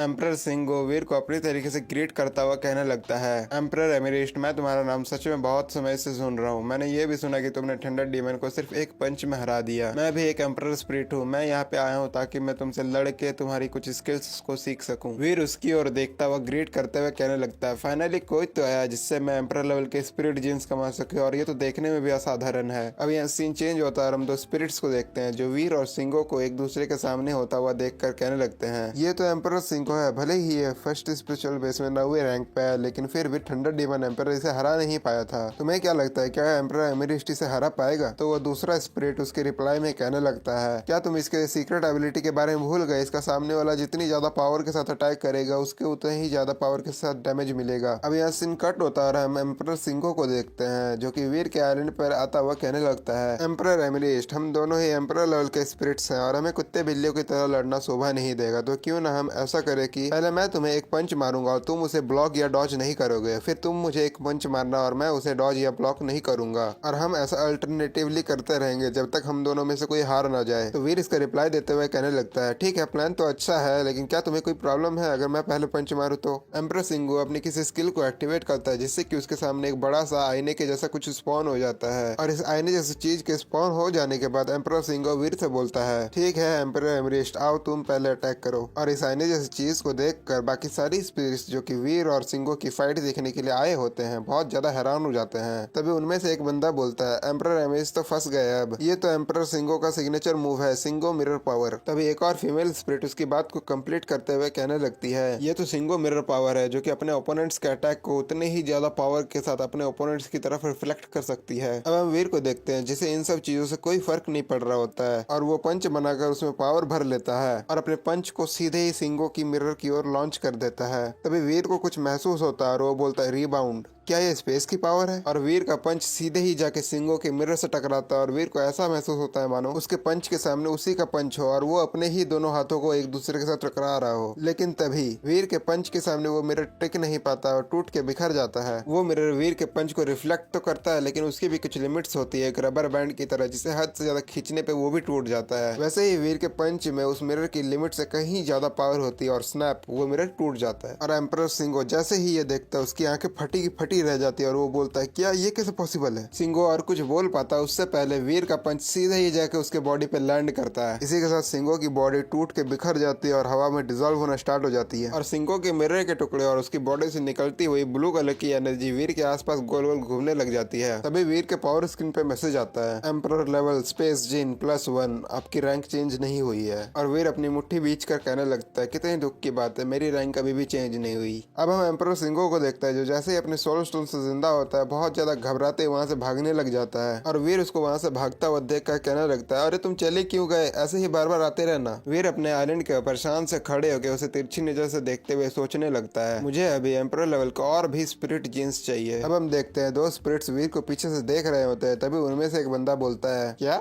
मुझे लगा था कि एम्परर सिंगो के पास कोई ना कोई किलर ट्रिक होगी तब वो एम्परर एमिस से लड़ने गया है, लेकिन एम्परर एमिस ने उसके मिरर को ऐसे तोड़ा जैसे मजाक कर रहा हो। तभी एक और स्पिरिट उसकी बात में जोड़ता हुआ कहने लगता है, बात ये नहीं है कि उसके पास ट्रम्प कार्ड नहीं है, दरअसल एम्परर एमिस कुछ ज्यादा ही पावरफुल है, इसे कहते हैं breaking all loss with one force. अब हम एम्परर सिंगो को देखते हैं जो दूर खड़े अपने ग्रुप की ओर जा रहा होता है, और कुछ देर बाद एम्परर सिंगो अपने ग्रुप के पास पहुंच जाता है। तभी उसके ग्रुप का एक बंदा जिसका नाम एम्परर ऑफ द सन होता है और ये स्पिरिचुअल बेस में 6ठे रैंक पे होता है, वो सिंगो से बोलता है, क्या हुआ सिंगो, तुम मुझसे हार कैसे गए? तो एम्परर सिंगो उसका रिप्लाई देते हुए कहने लगता है, मुझे खुद नहीं पता कि ये सब कैसे हुआ, मिरर ऑफ सिंगो उसके सामने टूट के बिखर गया और ये सब इतनी जल्दी हुआ कि मुझे कुछ पता ही नहीं चला। तभी एक और फीमेल स्पिरिट उसका रिप्लाई देते हुए कहने लगती है, या फिर ऐसा भी हो सकता है कि उसके पास कोई ऐसी पावर हो जिसकी वजह से तुम्हारा सिंगो मिरर उसके सामने काम ही नहीं किया। इस स्पिरिट का नाम थॉर्न एम्प्रेस है और ये फर्स्ट स्पिरिचुअल बेस में दूसरी रैंक पे है। थॉर्न एम्प्रेस अपनी बात में जोड़ती हुई कहती है, या फिर ऐसा भी हो सकता है कि उस स्पिरिट के पास इतनी ज्यादा पावर है कि तुम्हारा सिन्हो मिरर उसकी पावर को झेल ही नहीं पाया। तभी एक और स्पिरिट जो कि बहुत ज्यादा छोटी और प्यारी सी होती है आगे आते हुए कहती है, तुम्हें क्या लगता है गाइज, मुझे उससे लड़ना चाहिए? मेरे दिमाग में उसके लिए एक तरकीब है। इस स्पिरिट का नाम एम्प्रेस ऑफ द फ्लावर होता है और ये फर्स्ट स्पिरिचुअल बेस में चौथे रैंक पे होती है, और मेरे शॉर्टकट के लिए मैं इसे फ्लावर एम्प्रेस बुलाऊंगा। कहने के लिए तू अपने दोस्तों से पूछ रही थी कि क्या मुझे अटैक करना चाहिए या नहीं, लेकिन उसे अपने फ्लावर स्टैम्प के ऊपर इतना ज्यादा कॉन्फिडेंस था कि उसने अपने दोस्तों का बात सुनना जरूरी नहीं समझा। उसने बस अपने दोस्तों के सामने अपना बात रखा और सीधे ही वीर की ओर आने लग गई। और थोड़ी ही देर में फ्लावर एम्प्रेस वीर के आइलैंड के पास भी पहुंच जाती है और वीर के सामने खड़े होकर उससे कहती है, एम्परर एमरिस्ट, मैंने तुम्हारा और सिन्हो का फाइट देखा, तुम काफी ज्यादा अच्छा लड़े। इतना कहने के बाद फ्लावर एम्प्रेस अपने आइलैंड से एक लंबी छलांग लेकर वीर के आइलैंड के ऊपर आ जाती है और फ्लावर एम्प्रेस वीर की तरफ क्लोजिंग करते हुए एक प्यारी सी मुस्कान देकर उससे कहने लगती है, एम्परर एमरिस्ट, तुम तो बहुत ज्यादा पावरफुल और इनविंसिबल स्पिरिट हो, फिर भी तुम जब भी लड़ते हो हमेशा पहले अटैक करते हो, और एम्प्रेस सिन्हो को भी तुमने सिर्फ एक ही स्ट्राइक में खत्म कर दिया, तो अगर मैं तुमसे लड़ना चाहूँ तो क्या मैं पहले अटैक कर सकती हूँ? फ्लावर एम्प्रेस ने वीर के सामने अभी तक सिर्फ प्रपोजल ही रखा था, लेकिन जो स्पिरिट सच में फ्लावर स्टैम्प की पावर को जानते थे उनकी तो माने दुनिया हिल गई हो, क्योंकि उन सभी को ये बात बहुत ज्यादा अच्छे से पता थी कि फ्लावर एम्प्रेस के फ्लावर स्टैम्प में सिर्फ एक ही कमजोरी थी कि उसे वो अटैक कास्ट करने में थोड़ा टाइम लगता था, लेकिन अगर ये अटैक एक बार कास्ट हो जाए तो पूरे वारमीर ग्रह का कोई भी स्पिरिट इस अटैक को डॉज या बर्दाश्त नहीं कर सकता। वीर फ्लावर एम्प्रेस को देखता है। फ्लावर एम्प्रेस देखने में दुबली पतली और बहुत ही ज्यादा खूबसूरत थी, बिल्कुल मिया खलीफा का स्पिरिट वर्जन। वीर उसको ऊपर से लेकर नीचे तक देखते हुए कहने लगता है, अगर तुम्हारे जैसे खूबसूरत स्पिरिट हो सामने तो एक मुक्का क्या, मैं तो 10 मुक्के भी खा सकता हूँ। फ्लावर एम्प्रेस वीर की बात को सुनने के बाद उससे कहती है, अच्छा चलो ठीक है, अगर तुम इतने ही ज्यादा बहादुर हो तो ठीक है, मैं पहले तुम्हें 10 मुक्के मारूंगी और तुम उसे डॉज या ब्लॉक नहीं करोगे। फ्लावर एम्प्रेस और कुछ कहती उससे पहले ही वीर उसको बीच में रोकता हुआ कहता है, ऑफ कोर्स, लेकिन अगर मैंने पहले तुम्हें 10 फ्री के पंच मारने दिए और अगर तुम उसमें भी नहीं जीत पाई तो मुझे क्या मिलेगा? फ्लावर एम्प्रेस वीर का रिप्लाई देते हुए कहने लगती है, अब इसमें तुम्हारा मेरा फायदा कैसा? अगर मैं तुम्हें 10 पंचेस में नहीं हरा पाई तो फिर ये तुम्हारी बारी होगी मुझे 10 पंचेस मारने की। वीर उसे देखता है और उसे कहने लगता है, तो फिर क्यों ना हम ऐसा करें कि पहले मैं तुम्हें 10 पंचेस मारूंगा फिर तुम मुझे 10 पंचेस मार लेना, या फिर ऐसा करते हैं कि मैं पहले तुम्हें 10 पंचेस मारने दूंगा और अगर मैं उन 10 पंचेस में मर गया तो वो मेरी किस्मत, लेकिन अगर मैं 10 पंचेस में नहीं मरा तो तुम्हें मुझे हर पंच के लिए एक किस देना पड़ेगा, और अगर तुम चाहो तो मैं इस रेशियो के हिसाब से 100 पंचेस खाने के लिए भी रेडी हूँ। फ्लावर एम्प्रेस ये सुनने के बाद तो मानो शर्म के मारे मरी जा रही हो। वहीं दूसरी तरफ एम्परर ऑफ द सन के चेहरे का रंग उड़ गया होता है। असल में emperor of the sunflower empress को काफी टाइम से लाइक करता था और वीर को ये बात पहले ही नजरों पता चल गया। अगर सच कहूँ तो वीर को फ्लावर एम्प्रेस में कोई इंटरेस्ट नहीं था, वो ये सब कुछ कर रहा था ताकि वो एम्परर ऑफ द सन को प्रोवोक कर सके, और एम्परर ऑफ द सन को भी ये बात बहुत ज्यादा अच्छे से पता थी कि वीर सिर्फ उसकी गांड में उंगली कर रहा है। और एम्परर ऑफ द सन गुस्से में पागल होता हुआ अपने बॉडी से बहुत ज्यादा पावरफुल ऑरा निकालता हुआ कहता है, साले नीच, तुझे मारने के लिए तो फ्लावर एम्प्रेस का एक ही फ्लावर स्टैम्प काफी है और तू तो उसके 100 पंचेस खाने के लिए रेडी है। एम्परर ऑफ द सन को ऐसी हालत में देखकर हेवनली एम्प्रेस उसे समझाते हुए कहती है, तुम ना अपने छोटे से दिमाग पर ज्यादा जोर मत डालो, फ्लावर एम्प्रेस उसे 100 पंचेस में आराम से खत्म कर देगी। वो एम्परर एमरिस्ट ना कुछ ज्यादा ही हवा में उड़ रहा है, उसे अभी तक फ्लावर एम्प्रेस के अटैक्स के बारे में पता तक नहीं है और वो उससे 100 अटैक्स खाने के लिए रेडी भी हो गया। मुझे तो लगता है ऐसे एरोगेंट स्पिरिट्स के लिए फ्लावर एम्प्रेस का एक ही फ्लावर स्टैम्प काफी है। अब हम फ्लावर एम्प्रेस को देखते हैं जो वीर की बात मान लेती है और वीर के ऊपर अटैक करने लग जाती है, और वो वीर के ऊपर एक अजीब सा अटैक करती है जिससे कि वीर के कंधे के ऊपर एक फ्लावर जैसा कुछ आ जाता है, और वीर के कंधे के ऊपर इस इकलौते फूल जैसी चीज के आ जाने के बाद वीर को ऐसा लगता है मानो उसके कंधे के ऊपर किसी ने एक पूरा पठार रख दिया हो, और फ्लावर एम्प्रेस बिना एक भी पल गवाए वीर के ऊपर लगातार अटैक करने लग जाती है, और थोड़ी ही देर में वीर की पूरी बॉडी फ्लावर से ढक जाती है। जो स्पिरिट्स वीर और फ्लावर एम्प्रेस की ये एपिक फाइट देख रहे थे वे अपनी आंखों की पलके तक झपकाना नहीं चाहते थे ताकि वो कुछ मिस न कर दे। तभी उनमें से एक बंदा बोलता है, ये 100 फूलों का स्टैम्प है, 100 फूलों के गुरु द्वारा इस्तेमाल किए जाने वाला एक तकनीक। ऐसा कहा जाता है कि इस तकनीक में एक फूल का वजन ही एक पहाड़ जितना होता है। तभी एक बंदा उसका रिप्लाई देते हुए कहता है, भले ही फ्लावर एम्प्रेस अभी तक इस तकनीक को मास्टर ना कर पाई हो लेकिन उसके फ्लावर स्टैम्प्स का वजन कम से कम एक पठार जितना तो जरूर ही होगा। फिर भी एम्परर एमरिस्ट के बॉडी पे इतने सारे फ्लावर स्टैम्प्स होने के बाद भी वो ज्यों के त्यों खड़ा है। अब हम फ्लावर एम्प्रेस को देखते हैं जो अभी तक 30-40 से ज्यादा अटैक कर चुकी होती है, फिर भी वो बिना रुके वीर के ऊपर अटैक पे अटैक किए जा रही होती है, और वीर भी इतने सारे अटैक्स को रेजिस्ट करता हुआ अब थक गया होता है और उसकी बॉडी बहुत ज्यादा कांपने लग जाती है। उसे देखकर ऐसा लग रहा था मानो और बस कुछ अटैक्स, उसके बाद वीर का काम खत्म। और ये देखकर फ्लावर एम्प्रेस की खुशी का तो मानो कोई ठिकाना ही ना रह गया हो, और वो एक शैतानी हंसी देते हुए वीर के ऊपर और भी ज्यादा पावर के साथ अटैक करने लग जाती है। वीर के बॉडी के हर एक पार्ट पे इतने ज्यादा फ्लावर स्टैम्प्स आ गए होते हैं कि उसे देखकर ऐसा लग रहा था मानो वो कोई स्पिरिट नहीं बल्कि एक फूलों का पहाड़ हो। वीर को देखकर ऐसा लग रहा था मानो और कुछ ना सही वीर इन फूलों के भार के नीचे दब के ही मर जाएगा। तभी फ्लावर एम्प्रेस वीर के ऊपर एक और अटैक करती है, और ये अटैक वीर के बॉडी पे लैंड होता उससे पहले ही ही कोई उसके हाथ को बीच में ही पकड़ लेता है और वीर चिल्ला के बोलता है रुको। ये सुनकर फ्लावर एम्प्रेस को लगता है कि वीर अब हार मानने वाला है और वो एक घमंड भरी मुस्कान के साथ वीर को देखते हुए कहती है, क्या वो हवा निकल गई क्या? इतना ही दम था क्या तुम में? चलो अब मेरे सामने घुटने टेको और अपने स्पिरिट जीन्स मुझे दे दो। ये सुनने के बाद वीर को तो सच में समझ में ही नहीं आ रहा था कि उसे हंसना चाहिए या रोना चाहिए। वीर मन में सोचने लगता है, क्या एक एम्पर स्पिरिट थी भी? इसे तो ये भी नहीं पता कि इसने मेरे ऊपर कितने अटैक्स किए। उसने अपने सारे अटैक्स कर लिया और अब वो मेरे से पूछ रही कि क्या मैं हार मानने वाला हूँ। वीर हंसता हुआ फ्लावर एम्प्रेस से कहता है, मैं भला हार क्यों मानूंगा? तुमने तो अपने 100 के 100 अटैक्स कर लिए। तभी फ्लावर एम्प्रेस को भी रियलाइज होता है कि उसने अपने 100 अटैक्स को कास्ट कर दिया है। उसे इस बात के ऊपर किसी तरह से भी भरोसा नहीं हो रहा होता है कि उसने अपने 100 के 100 फ्लावर स्टैम्प्स को वीर के ऊपर कास्ट कर दिया, फिर भी वो उसके सामने खड़ा है। तभी फ्लावर एम्प्रेस को कुछ रियलाइज होता है और वो वीर से बोलती है, ठीक है मैंने अपने 100 के 100 अटैक्स को कास्ट कर दिया, अब तुम्हारी बारी। असल में वो सोच रही होती है कि वीर ने अपनी पूरी पावर को उसके फ्लावर स्टैम्प्स को रेजिस्ट करने में लगा रखा है और अगर ऐसे में उसने उसके ऊपर अटैक करने की कोशिश की तो वो फ्लावर्स के भार के नीचे दब के ही मर जाएगा। तभी वीर हल्के से अपने कंधे को उचकाता है और उसके सारे के सारे फ्लावर स्टैम्प्स वीर के ऊपर से गिर जाते हैं और ये देखकर फ्लावर एम्प्रेस की तो मानो फट के 99 हो गई होती है और वो वीर के सामने एक मासूम सा फेस बनाते हुए कहती है, प्लीज धीरे से मारना।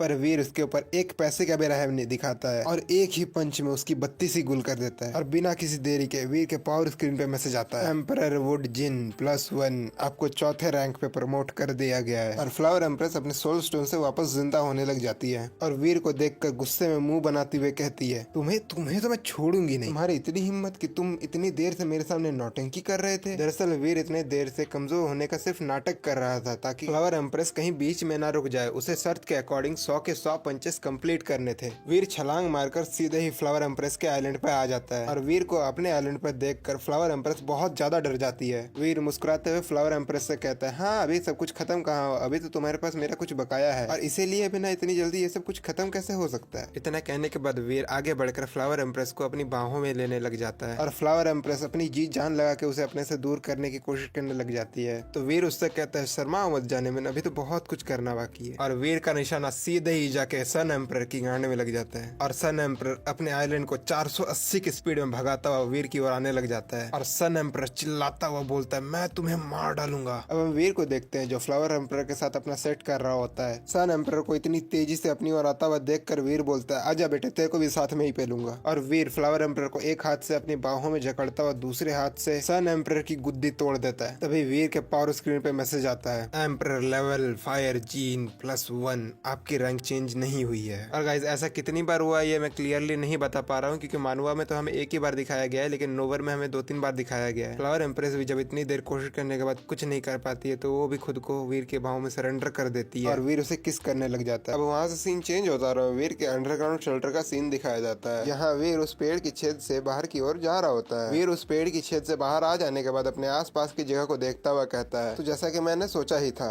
ये पेड़ आधी रात को अपनी लोकेशन चेंज करता है और सुबह तक कहीं और टेलीपोर्ट हो जाता है। हालांकि मैं इस चीज को काफी समय से नोटिस कर रहा हूँ लेकिन मैं अभी तक इसका कोई कंफर्म पैटर्न नहीं ढूंढ पाया हूँ, ना ही इसे कंट्रोल करने का कोई रास्ता ढूंढ पाया हूँ। और काफी समय तक वेट करने के बाद फाइनली आज जाके ये पेड़ थॉर्न जंगल के किनारे टेलीपोर्ट हुआ है और मैं इस अपॉर्चुनिटी को बिल्कुल नहीं खोना चाहता। शिकार करने का ये सबसे बढ़िया मौका है लेकिन मुझे रात से पहले वापस आना पड़ेगा। वीर इतना कहने के बाद बहुत तेजी से भागता हुआ जंगल से बाहर की ओर शिकार करने के लिए चला जाता है। अब हम थोड़ी देर बाद का सीन देखते हैं जहाँ पे वीर शिकार करने के बाद अपने अंडरग्राउंड शेल्टर में वापस आ गया होता है। वीर अपने सामने की ओर देखता हुआ कहता है, मेरे ख्याल से इतना सारा खाना हमें इस शेल्टर के अंदर काफी समय तक जिंदा रखने के लिए काफी होगा। वीर के सामने बहुत ज्यादा क्वांटिटी में ड्राई फ्रूट्स और केकड़े पड़े होते हैं जिन्हें वीर अभी अभी शिकार करके लाया होता है। वीर मन में सोचने लग जाता है, फिलहाल जब तक मुझे ये बात नहीं पता कि ये शेल्टर किस पैटर्न में मूव करती है या फिर इस शेल्टर को मूव करने का कोई तरीका नहीं पता चल जाता, मैं शिकार करने के लिए कहीं दूर नहीं जा सकता और ना ही इस शेल्टर के आसपास कोई एलियन आते हैं कि उनका शिकार करके मैं अपने जीनो पॉइंट्स को बढ़ा सकूं। ऐसे में सबसे बढ़िया ये होगा कि फिलहाल मैं अपने सेकंड जीन लॉक को अनलॉक करने पे ज्यादा ध्यान दूं। वीर ये सब सोचने के बाद अपने शेल्टर की गेट से बाहर की ओर जाने लग जाता है। तभी अचानक वीर के ऊपर कोई अटैक करता है और वीर की तरफ एक फायर का स्पेयर जैसा कुछ बहुत ही ज्यादा तेजी से आने लग जाता है और वीर इसे देखकर बहुत ज्यादा हैरान हो जाता है। और ये सब इतनी जल्दी हुआ था कि वीर को कुछ करने का मौका ही नहीं मिला, वो अपने डिफेंस के लिए कुछ नहीं बुला पाया। लेकिन तभी कुछ चेंज होता है और वो अटैक वीर को लगने के बजाय वीर के बगल वाले दीवार पे जाके एक बहुत ज्यादा बड़ा ब्लास्ट करता है। तभी वीर कुछ नोटिस करता है और उसके चेहरे से घबराहट ऐसे गायब हो जाती है जैसे वो कभी घबराया ही नहीं था। वीर स्माइल करता हुआ सामने की ओर देखता हुआ कहता है, ये तो कोई नया और बहुत ही ज्यादा पावरफुल हाइपर जी नॉट लगता है, तुमने ये कहां से सीखा? अब हम देखते हैं कि ये अटैक किसी और ने नहीं बल्कि चू चूमिंग ने किया होता है वो वीर की ओर आता हुआ कहता है, वीर भाई तुम्हें मेरा ये न्यू हाइपर जी नट कैसा लगा? ये एक एस क्लास का हाइपर जी नट है, इसका नाम फ्लेमिंग नाइफ है। फिलहाल तो मैं इसे पूरी तरह से मास्टर नहीं कर पाया, फिर भी ये काफी ज्यादा पावरफुल है। वीर अपना सर हिलाता हुआ कहता है, मुझे पसंद आया, काफी ज्यादा अच्छा है ये। चूमिंग वीर की तरफ काफी ज्यादा क्यूरियोसिटी के साथ देखता हुआ पूछता है, तुम किस एलिमेंट के हाइपर जी नट की प्रैक्टिस करते हो, मुझे भी दिखाओ। वीर मुस्कुराता हुआ चूमिंग का रिप्लाई देते हुए कहता है, मेरे हाइपर जी नट का कोई भी स्पेसिफिक एलिमेंट नहीं है, मैं किसी भी एलिमेंट के हाइपर जी नट को सीख सकता हूँ। ये सुनने के बाद चूमिंग की फट जाती है और वह हैरान होता हुआ वीर से पूछता है, देखो मैं मजाक के मूड में बिल्कुल नहीं हूँ, तुम हर टाइम ना मेरे साथ मजाक मत किया करो। चूमिंग को वीर के बात पे थोड़ा सा भी भरोसा नहीं हो रहा था और वीर ये सुनने के बाद बस मुस्कुरा देता है और कुछ बोलता नहीं है। चूमिंग वीर को अपनी बात पे मुस्कुराता हुआ देखकर बहुत ज्यादा चिढ़ जाता है और वो वीर से बोलता है, अच्छा तो तुम एक काम करो, तुम फ्लेमिंग नाइफ हाइपर जी नट को सीख के दिखाओ। वीर चूमिंग का रिप्लाई देते हुए कहता है, अच्छा ठीक है, एक काम करो, तुम जो भी फ्लेमिंग नाइफ के बारे में जानते हो सब मुझे बताओ। चूमिंग वीर को फ्लेमिंग नाइफ हाइपर जी नट की किताब देता हुआ कहता है, ये लो, जो भी मैं फ्लेमिंग नाइफ के बारे में जानता हूँ सब इसमें लिखा हुआ है, लेकिन तुम्हें इसे देने का कोई फायदा नहीं है क्योंकि फ्लेमिंग नाइफ को सीखने के लिए जो जीनो फ्लूइड चाहिए वो मेरे पास सारे खत्म हो चुके हैं। वीर चूमिंग से वो किताब ले लेता है और उससे मुस्कुराता हुआ कहता है, मुझे ऐसा कोई जीनो फ्लूइड की जरूरत भी नहीं है। और वो चूमिंग की दी हुई किताब को पढ़ता हुआ उस हाइपर जी नट को सीखने की कोशिश करने लग जाता है। तभी वीर के बॉडी की एनर्जी आग में बदलकर उसके हाथ के आसपास इकट्ठी होने लग जाती है। वीर अपने हाथ को हिलाता है और लगभग 1 मीटर लंबा एक फ्लेमिंग नाइफ उसके हाथ से निकलता है और ये सीधे ही जाके एक जाइंट स्केलेटन की बॉडी से भिड़ता है जो कि ना जाने उस शेल्टर के अंदर कितने ही सालों से बड़ा हुआ था। वहां पर एक बहुत ज्यादा बड़ा एक्सप्लोजन होता है जिससे कि वो स्केलेटन 10 मीटर से भी ज्यादा दूर जाके गिरता है और एक बहुत ही ज्यादा खतरनाक साउंड के साथ टूट के बिखर जाता है। और ये सब देखकर चूमिंग बहुत ही ज्यादा हैरान हो जाता है, हैरानी से बोलता है, क्या ये कैसे पॉसिबल है? क्या ये वही फ्लेमिंग नाइफ की स्किल है जो मैंने सीखी है? अगर हाँ तो ये वीर का अटैक मेरे से इतना ज्यादा पावरफुल क्यों है, जबकि इसने इस स्किल को अभी अभी सीखा है, वो भी बिना किसी जीनो फ्लूइड के। अब हम वीर को देखते हैं जो चूमिंग के सामने फ्लेक्स करता हुआ अपने हाथ में आई फायर पावर को अपने मुंह से फूंक के बुझाता हुआ मन में सोचने लग जाता है। दरअसल अगर सच बताऊं तो वीर भी हैरान था क्योंकि उसे पता था कि उसका अटैक चूमिंग से ज्यादा पावरफुल होना चाहिए था क्योंकि उसके सर्वेंट, नाइट और रॉयल क्लास के स्पिरिट फायर जीनो पॉइंट्स ऑलरेडी मैक्स थे और उसके पास कुछ एम्पर लेवल के फायर जीनो पॉइंट्स भी थे जो उसने सन एम्पर को हरा के कमाए थे। अगर वो सिर्फ फायर एलिमेंट को प्रैक्टिस करता तो उसके लर्निंग की स्पीड और पावर ऑर्डिनरी लोगों से काफी ज्यादा होती क्योंकि स्पिरिट जीन्स दरअसल एक टैलेंट की तरह होती है। जितना ज्यादा तुम्हारे पास किसी स्पेसिफिक एलिमेंट का स्पिरिट जीन्स रहेगा तुम उस स्पेसिफिक एलिमेंट में ऑर्डिनरी लोगों से उतना ही ज्यादा टैलेंटेड रहोगे। यही रीजन था कि वीर को फ्लेमिंग नाइफ की प्रैक्टिस करने में किसी भी जीनो लिक्विड की जरूरत नहीं पड़ी थी। और ये सब देखकर चूमिंग के जमाने गांड के गोटे मुंह से बाहर आ गए हो। चूमिंग उसके आसपास गोल गोल रानी करता हुआ पूछने लग जाता है, क्या तुमने पहले ही किसी फायर टाइप के हाइपर जीनो आर्ट को सीख रखा है? नहीं, तुमने शायद से बहुत पहले ही फ्लेमिंग नाइफ की प्रैक्टिस कर रखी है लेकिन सिर्फ तुमने मुझे बताया नहीं था, या फिर हो सकता है तुमने बहुत पहले ही अपना सेकंड जीन लॉक भी अनलॉक कर दिया है। चूमिंग के दिमाग में ऐसे हजारों तरह के पॉसिबिलिटीज बनी जा रही थी। चूमिंग को इतना ज्यादा बेचैन होता हुआ देख कर वीर अपने मन में सोचने लग जाता है, मैं अभी इसे ये बात नहीं बता सकता कि मैंने स्पिरिचुअल बेस से स्पिरिट जीन्स कमाए हैं इसीलिए मेरी फायर टैलेंट इतनी ज्यादा है। और वीर बस कैजुअली अपने कंधे उचकाता हुआ उससे कहता है हाँ। चूमिंग वीर के मुंह से हाँ सुनने के बाद उससे कहने लगता है, मुझे पता था तुमने अपना सेकंड जीन लॉक अनलॉक कर लिया, वरना तुम इतने ज्यादा पावरफुल कैसे हो सकते हो? चूमिंग वहाँ से जाता हुआ वीर से कहता है, वीर भाई मैं भी यहाँ से जा रहा हूँ, मुझे भी बहुत ज्यादा मेहनत करनी बाकी है। आपने अपना सेकंड जीन लॉक अनलॉक कर लिया बट मैंने नहीं करा है। मैं अभी दोबारा तभी मिलूंगा जब मैं अपना सेकंड जीन लॉक अनलॉक कर लूंगा। सच पूछो तो वीर ने अभी तक अपना सेकंड जीन लॉक अनलॉक नहीं करा था लेकिन उसने बस चूमिंग से स्पिरिचुअल बेस की बात छुपाने के लिए हाँ कर दी थी। तभी वीर को कुछ याद आता है कि उसकी अभी तक की सबसे ताकतवर एलिमेंट थंडर है। एम्परर और रॉयल क्लास को छोड़ के बाकी सारे क्लास के थंडर जीन पॉइंट उसके मैक्स हो चुके हैं और उसके पास एम्परर लेवल के भी 3 थंडर जीनो पॉइंट्स हैं जो उसने थंडर डिमन एम्परर से कमाए थे। ऐसे में खुद के लिए उसे फ्यूचर में एक थंडर से रिलेटेड कोई हाइपर जीनो आर्ट चुननी चाहिए। तभी वीर को याद आता है कि उसका प्रोफेसर मंत्र सेकंड जीन लॉक अनलॉक करने से बहुत ज्यादा करीब है, इसलिए वो एक जगह पालती मार के बैठ जाता है और प्रोफेसर मंत्रा की प्रैक्टिस करने लग जाता है। और कुछ दिन तक प्रैक्टिस करने के बाद वीर को महसूस होता है कि उसके सेल्स का पुनर्जन्म हो रहा हो और उसकी आंखों में एक अलग से ही चमक आ जाती है। तभी वीर बोलता है, फाइनली मैंने अपना सेकंड जीन लॉक अनलॉक कर लिया। वीर के सेकंड जीन लॉक अनलॉक हो जाने के बाद वीर जब अपना प्रोफेसर मंत्रा को कास्ट करता है तो उसे पता चलता है कि उसके प्रोफेसर मंत्रा की रेंज पहले से 10 गुना बढ़ चुकी है और वीर का एक न्यू स्किल अनलॉक होता है जिससे कि वीर के प्रोफेसर मंत्रा के ऑरा के अंदर जो भी रहेगा वीर उसे सेंस कर सकता है। और सबसे खतरनाक बात ये थी कि वीर पहले सिर्फ प्रोफेसर मंत्रा का उपयोग किसी चीज के लाइफ फोर्स को स्कैन करने में करता था लेकिन अब वो प्रोफेसर मंत्रा का यूज करके उसकी लाइफ फोर्स को छेड़ भी सकता है। वीर को अपनी इस नई पावर की टेस्टिंग करनी थी लेकिन शेल्टर के अंदर टेस्ट करने के लिए उसके पास कुछ नहीं था, इसलिए वो शेल्टर से बाहर की ओर जाता हुआ सोचने लग जाता है, चलो अब पता करते हैं कि ये शेल्टर थॉर्न फॉरेस्ट के किनारे पे कब टेलीपोर्ट होगा ताकि मैं कुछ एलियंस को पकड़ के उनके ऊपर अपनी स्किल्स को ट्राई कर सकूं। वीर जैसे ही शेल्टर से बाहर आता है वो देखता है कि उसके चारों तरफ सिर्फ कांटों वाली बेलें हैं और वीर उन झाड़ियों को हटाता हुआ कहने लगता है, क्या यार मेरी किस्मत इतनी ज्यादा खराब कैसे हो सकती है, मुझे अपनी न्यू एबिलिटीज ट्राई करनी है और ये शेल्टर है कि थॉर्न जंगल से बाहर टेलीपोर्ट ही नहीं होता। अब बस यार बहुत हो गया, अब लगता है कि इस घने जंगल के अंदर ही मुझे अपनी नई एबिलिटीज को ट्राई करना पड़ेगा। बस यही उम्मीद है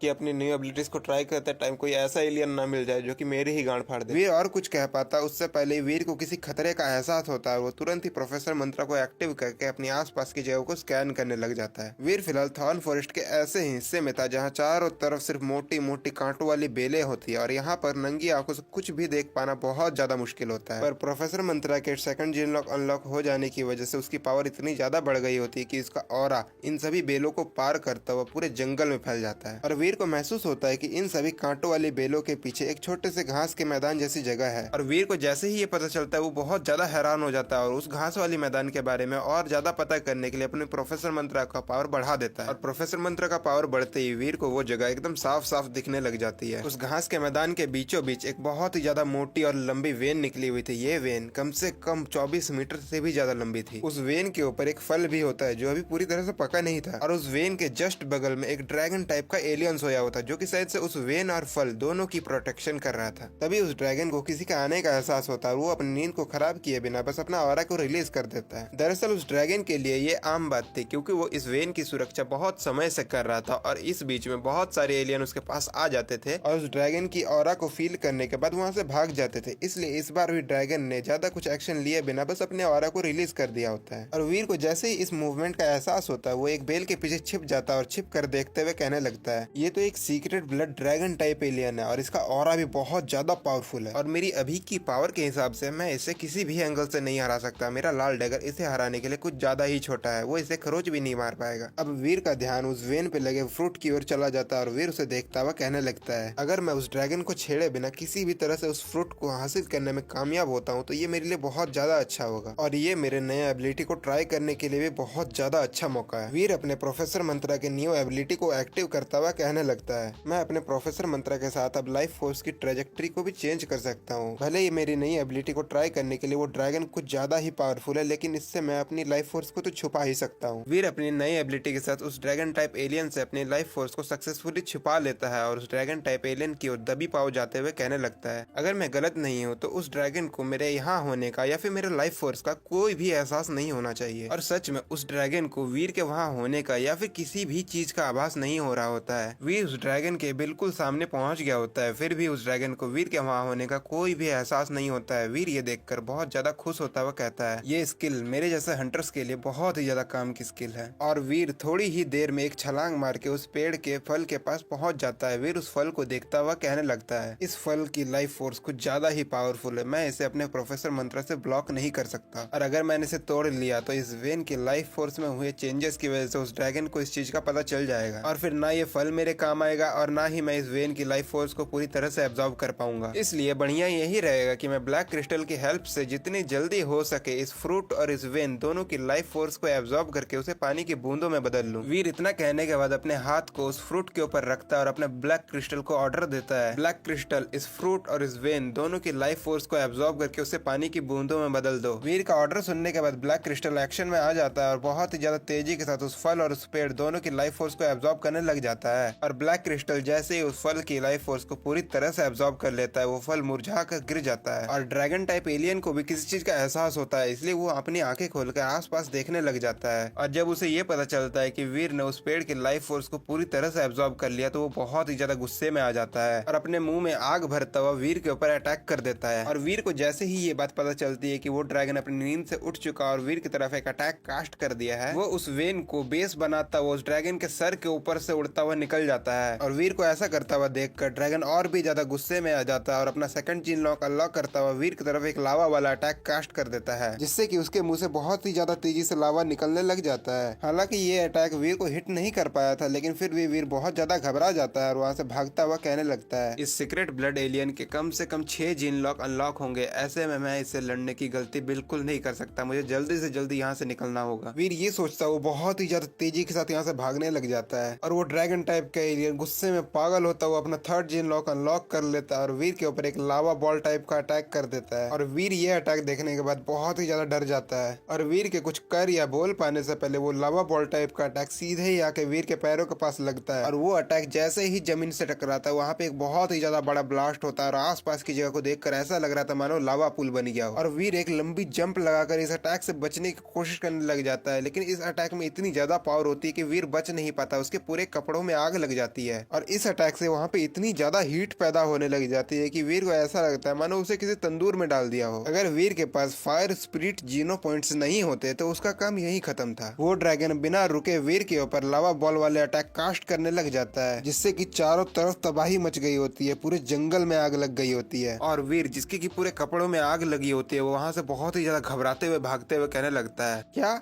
ये कमीना अभी मेरे पीछे है? आखिर ये मेरा पीछा कितनी दूर तक करेगा? और इसकी पावर वो तो हर मिनट बढ़ते जा रही है और अगर ऐसा ही चलता रहा तो मैं ज्यादा देर नहीं टिक पाऊंगा, मैं जल्द ही किल हो जाऊंगा। तभी उसके दिमाग में कुछ आइडिया आता है और वो डायरेक्शन चेंज करने के बाद कुत्तों की तरह भागता हुआ अपने अंडरग्राउंड शेल्टर वाले पेड़ की तरफ जाने लगता है। और वो ड्रैगन टाइप एलियन बहुत ही ज्यादा स्पीड के साथ वीर का पीछा करने लग जाता है। थोड़ी देर तक भागने के बाद वीर फाइनली अपने शेल्टर वाले पेड़ के पास पहुंच जाता है। वीर अपने शेल्टर वाले पेड़ के पास पहुंचने के बाद उस ड्रैगन की तरफ मुड़ के खड़ा हो जाता है और उसे देखता हुआ कहने लगता है, क्या हुआ, अंदर आने की हिम्मत नहीं है क्या? वो ड्रैगन वीर का पीछा करते हुए शेल्टर के दायरे में तो आ गया था, लेकिन शेल्टर से निकलते हुए टेरिफाइंग ऑरा को फील करने के बाद उस ड्रैगन में इतनी हिम्मत नहीं बची थी कि वो वीर के ऊपर दोबारा अटैक करे, इसलिए वो वीर से थोड़ी दूर ही खड़ा होकर बहुत ही ज्यादा जोर से रोर करने लग जाता है। और वीर ये देखकर अपने आप को रिलैक्स करता हुआ कहने लगता है, अच्छा हुआ इस शेल्टर के अंदर इतने सारे मरे हुए एलियंस की डेड बॉडी पड़ी है, वरना आज मेरी जान नहीं बच पाती। इसके बाद वीर अपने शेल्टर की गेट से अंदर जाता हुआ उस ड्रैगन से कहने लगता है, मेरे लिए तुमने उस फ्रूट की इतनी ज्यादा देखभाल की, उसके लिए बहुत बहुत थैंक यू, लेकिन अलविदा दोस्त, अब कभी नहीं मिलेंगे। इसके बाद वीर अपने सी ऑफ सोल में देखता है तो उसे पता चलता है कि उसके पास कम से कम 800 से भी ज्यादा पानी की बूंदे हैं। वीर ये देखने के बाद खुश होता हुआ कहता है, भले ही मैं उस पेड़ की सिर्फ आधी लाइफ फोर्स को ही एब्जॉर्ब कर पाया हूँ, फिर भी मेरे पास बहुत ही ज्यादा पानी की बूंदे हैं। मेरे ख्याल से इतनी पानी की बूंदे ड्रैगन ब्लड ट्री और ब्लड पाइन ट्री दोनों को मेच्योर करने के लिए काफी होंगी। अब हम सीधे ही 1 महीने बाद का सीन देखते हैं, जहाँ पर वीर ने पृथ्वी के सेंट हॉल से वाटर थंडर नाम का एक सरपासर लेवल का हाइपर जीनोआर्ट खरीद लिया होता है और वार्मिर ग्रह पर वापस आने के बाद लगभग 1 हफ्ते से उसकी प्रैक्टिस कर रहा होता है। और इस हाइपर जीनोआर्ट की मदद से वीर अपने एक हाथ से वाटर एलिमेंट को कंट्रोल कर सकता था और दूसरे हाथ से उसी वाटर में इलेक्ट्रिसिटी को फ्लो करवा सकता था। और वीर ऐसा करता भी है, जिससे कि उसके सामने एक बहुत ही ज्यादा बड़ा धमाका होता है। अब हम चूमिंग को देखते हैं जो दूर से वीर को देख रहा होता है और वीर की इतनी खतरनाक न्यू हाइपर जीनोआर्ट को देखने के बाद ताली मारता हुआ वीर के नजदीक आता हुआ कहने लगता है, शानदार, ये तो बहुत ही ज्यादा पावरफुल हाइपर जीनोआर्ट लगती है। वीर उस ब्लास्ट से हुए धुएं को अपने सामने से हटाता हुआ सामने की ओर आता हुआ कहने लगता है, इस हाइपर जीनोआर्ट का नाम काफी ज्यादा ऑर्डिनरी है, लेकिन इसकी पावर इतनी ज्यादा है कि मैं इससे वाटर एलिमेंट तक से लाइटनिंग को ट्रिगर कर सकता हूँ। और अगर मैं इसके हायर लेवल को अनलॉक कर लेता हूँ तो सामने वाले की बॉडी में उपस्थित पानी का भी यूज कर सकता हूँ, जिससे कि इसके खिलाफ डिफेंड करना भी नामुमकिन हो जाएगा। वीर अपने हाथ में चमक रही लाइटनिंग के पावर को देखता हुआ कहने लगता है, वैसे तो स्पिरिट्स में मानव के मुकाबले काफी ज्यादा पावरफुल एबिलिटीज होती हैं, लेकिन अभी तक स्पिरिट्स ये फिगर आउट नहीं कर पाई हैं कि अपनी 2 एबिलिटीज को एक साथ मर्ज कैसे करे। वहीं पर आते हैं इंसान, जो कि रॉ पावर और फिटनेस के मुकाबले में स्पिरिट से तो कमजोर होते हैं, लेकिन उनके पास होती है क्रिएटिविटी, जिसका यूज करके वो अपनी छोटी से छोटी पावर को भी 4 गुना तक बूस्ट कर लेते हैं। अब हम थोड़ी देर बाद का सीन देखते हैं, जहाँ पर वीर बहुत देर प्रैक्टिस करने की वजह से उसके हाथ में थोड़ा सा दर्द हो गया होता है, इसलिए वो एक जगह पर बैठ के अपने हाथ को देख रहा होता है। और चूमिंग भी आकर वीर के बगल में बैठ जाता है और उससे कहने लगता है, सानमू यार, तुम तो काफी ज्यादा पावरफुल हो, तुमने तो सिर्फ एक ही हफ्ते में डुअल एलिमेंट वाले हाइपर जीनोआर्ट की प्रैक्टिस कर ली, यहाँ तक इसको लगभग मास्टर भी कर लिया है। दूसरे लोगों को तो सिंगल एलिमेंट वाले हाइपर जीनोआर्ट को प्रैक्टिस करने में भी सालों लग जाते हैं, और फ्लेमिंग नाइफ की प्रैक्टिस भी तुमने सिर्फ एक ही बार में कर ली।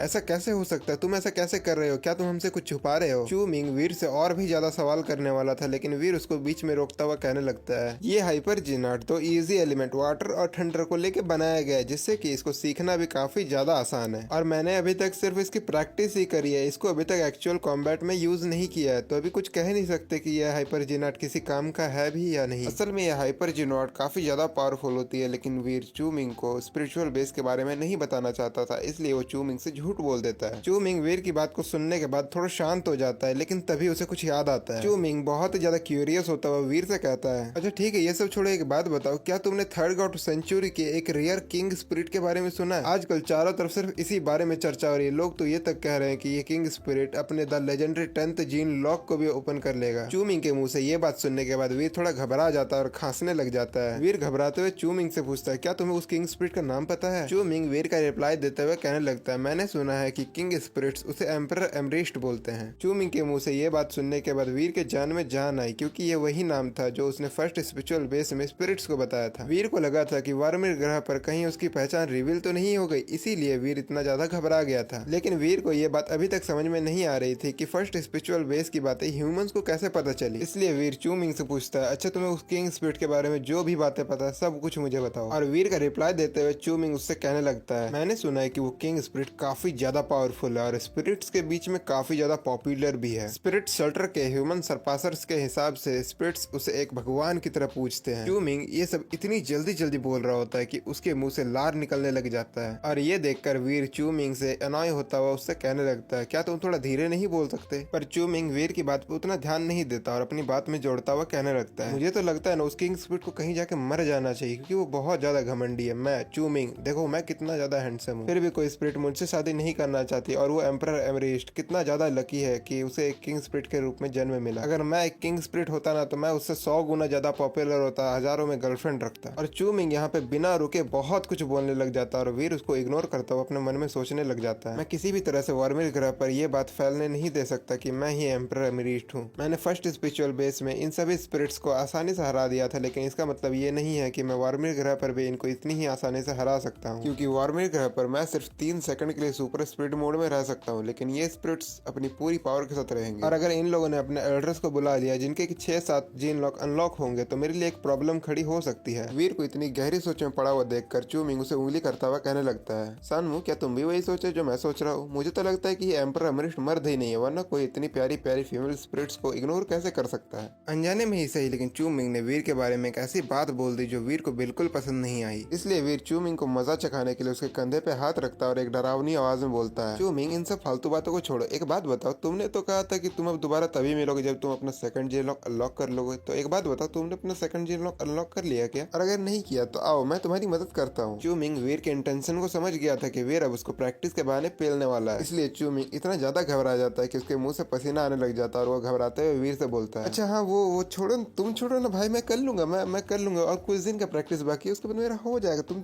और वीर को तो मानो बस इसी पल का इंतजार था। वो चू मिंग के मुंह से जैसे ही सुनता है कि उसने अपना सेकंड जीन लॉक अनलॉक नहीं करा, वो चू मिंग के ऊपर टूट पड़ता है। और अगले ही सीन में चू मिंग जमीन पर पड़ा करहा रहा होता है। वीर और चू मिंग की फाइट इतनी ज्यादा खतरनाक हुई थी कि चू मिंग के कराहने की आवाज शटर से बाहर तक जा रही होती है और चू मिंग वीर से रोता हुआ बोलता है, मुझे छोड़ दे भाई, अब नहीं होगा मेरे से। तभी अचानक शटर के बाहर से वीर को किसी के जोर जोर से चलने की आवाज आने लग जाती है। पहले तो वीर को लगा कि ये उसका कोई भ्रम होगा, क्योंकि कोई भी एलियन इस शेल्टर के आसपास आने की हिम्मत नहीं करता। इसलिए वीर उस डायरेक्शन में देखकर कंफर्म करने की कोशिश करने लग जाता है कि ये वीर का कोई भ्रम था या फिर कोई एलियन सच में शेल्टर के आसपास आ गया है। और तभी वीर को फिर से किसी के चलने की आवाज आती है और वीर को जैसे ही ये बात कंफर्म होता है कि ये उसका कोई भ्रम नहीं था, वो भाग कर शेल्टर से बाहर की ओर जाने लग जाता है। और वीर को शेल्टर से बाहर जाता हुआ देखकर चू मिंग रोते हुए उससे कहने लग जाता है, रुको, तुम मुझे छोड़कर कहाँ जा रहे हो? वीर शेल्टर से बाहर जाता हुआ चू मिंग से कहता है, तुम यहीं रुको, शायद शेल्टर के बाहर कोई एलियन आया, मैं उसे देख कर आता हूँ। और थोड़ी ही देर में वीर अपने अंडरग्राउंड शेल्टर के बाहर वाले गेट के पास पहुंच जाता है। वीर वहां से निकलते हुए सामने की ओर देखता हुआ कहने लगता है, ये कौन सी बला है अब? और तभी वीर के सामने वाली झाड़ियों में से एक ब्लू कलर का मेटालिक डायनासोर टाइप का एलियन निकलता है और आसपास देखने लग जाता है। इस डायनासोर के बॉडी में से बहुत ही ज्यादा पावरफुल और टेरिफाइंग ऑरा निकल रही होती है। ये डायनासोर देखने में इतना ज्यादा बड़ा तो नहीं था, हाइट के मुकाबले में ये लगभग वीर के बराबर ही था, लेकिन इसके बॉडी से निकल रहे ऑरा को फील करने के बाद वीर को पता चलता है कि ये डायनासोर वीर से कहीं ज्यादा पावरफुल है। तभी वो डायनासोर टाइप का एलियन भी वीर को देख लेता है और बहुत ही ज्यादा जोर से रोर करता है और वो डायनासोर वीर की तरफ आने के लिए एक कदम बढ़ाता है। ये देखकर वीर थोड़ा हैरान हो जाता है, क्योंकि वीर इससे पहले भी बहुत सारे ऐसे एलियन से लड़ चुका था जिनकी पावर वीर से कहीं ज्यादा थी, लेकिन उनमें से किसी की भी हिम्मत नहीं हुई थी कि इस शेल्टर के दायरे में आ जाए। और इस डायनासोर को अपनी तरफ कदम बढ़ाता हुआ देखकर वीर थोड़ा सा डर जाता है और सोचने लग जाता है, क्या मुझे यहाँ से भाग जाना चाहिए? और तभी वो डायनासोर बहुत तेजी से भागता हुआ वीर की तरफ आने लग जाता है। उसको देखकर ऐसा लग रहा था मानो उसको शेल्टर से आ रहे टेरिफाइंग ऑरा से कोई फर्क ही ना पड़ रहा हो। और उस डायनासोर को अपनी तरफ इतनी ज्यादा तेजी से आता हुआ देखकर वीर के आंड के गोटे गांड में घुस जाते हैं। और जिस बहन के लौड़े ने अभी तक वीडियो देख ली है पर लाइक नहीं किया, उनके भी आंड के गोटे गांड में घुस जाएंगे। वीर अपने दांत भींच लेता है और बहुत ज्यादा घबराते हुए बोलता है, ये तो कोई सीक्रेट ब्लड एलियन नहीं बल्कि एक सुपर एलियन है। और वो डायनासोर वीर की तरफ इतनी ज्यादा स्पीड से भागता हुआ आ रहा होता है कि वो जहाँ पर भी पैर रख रहा था वहाँ पर उसके पैर के फुटप्रिंट्स छप जा रहे थे। वीर वहाँ से भागकर अपने शेल्टर के अंदर जाने की सोचता है, लेकिन वो डायनासोर इतनी जल्दी भाग के आया होता है कि वीर अभी तक मुड़ा ही था और वो डायनासोर जस्ट वीर के पीछे खड़ा था। वीर अपनी पूरी जान लगाकर वहाँ से भागने की कोशिश कर रहा होता है, लेकिन तभी वो डायनासोर वीर को पीछे से हिट करता है। उस डायनासोर ने वीर को सिर्फ हल्का सा ही हिट किया होता है, लेकिन ये हिट वीर के लिए इतना ज्यादा पावरफुल होता है कि वीर उस पेड़ से कहीं ज्यादा दूर जाकर फेंकता है और वीर के बॉडी में बहुत सारी चोटें आई होती है। तभी वो कराहता हुआ बोलता है, क्या मेरी मौत ऐसे ही लिखी थी, वो भी बिना किसी क्लियर एक्सप्लेनेशन के। और वो डायनासोर बड़ा सा मुंह खोलता हुआ वीर की तरफ आगे बढ़ता है। वीर के अंदर इतनी भी शक्ति नहीं बची थी कि वो इस अटैक को डॉज कर सके या फिर इस अटैक के अगेंस्ट में कोई अटैक कास्ट कर सके, इसलिए वीर बस चुपचाप जमीन पे पड़ा पड़ा उस डायनासोर को देख रहा होता है। इसी के साथ ये एपिसोड यहीं पे एंड होता। और अगर आप लोग को एपिसोड अच्छा लगा हो तो लाइक कर देना और कमेंट करना मत भूलना कि आप लोगों को क्या लगता है वीर यहाँ से कैसे बचेगा। और मिलते हैं फिर अगले एपिसोड में, तब तक के लिए बाय बाय।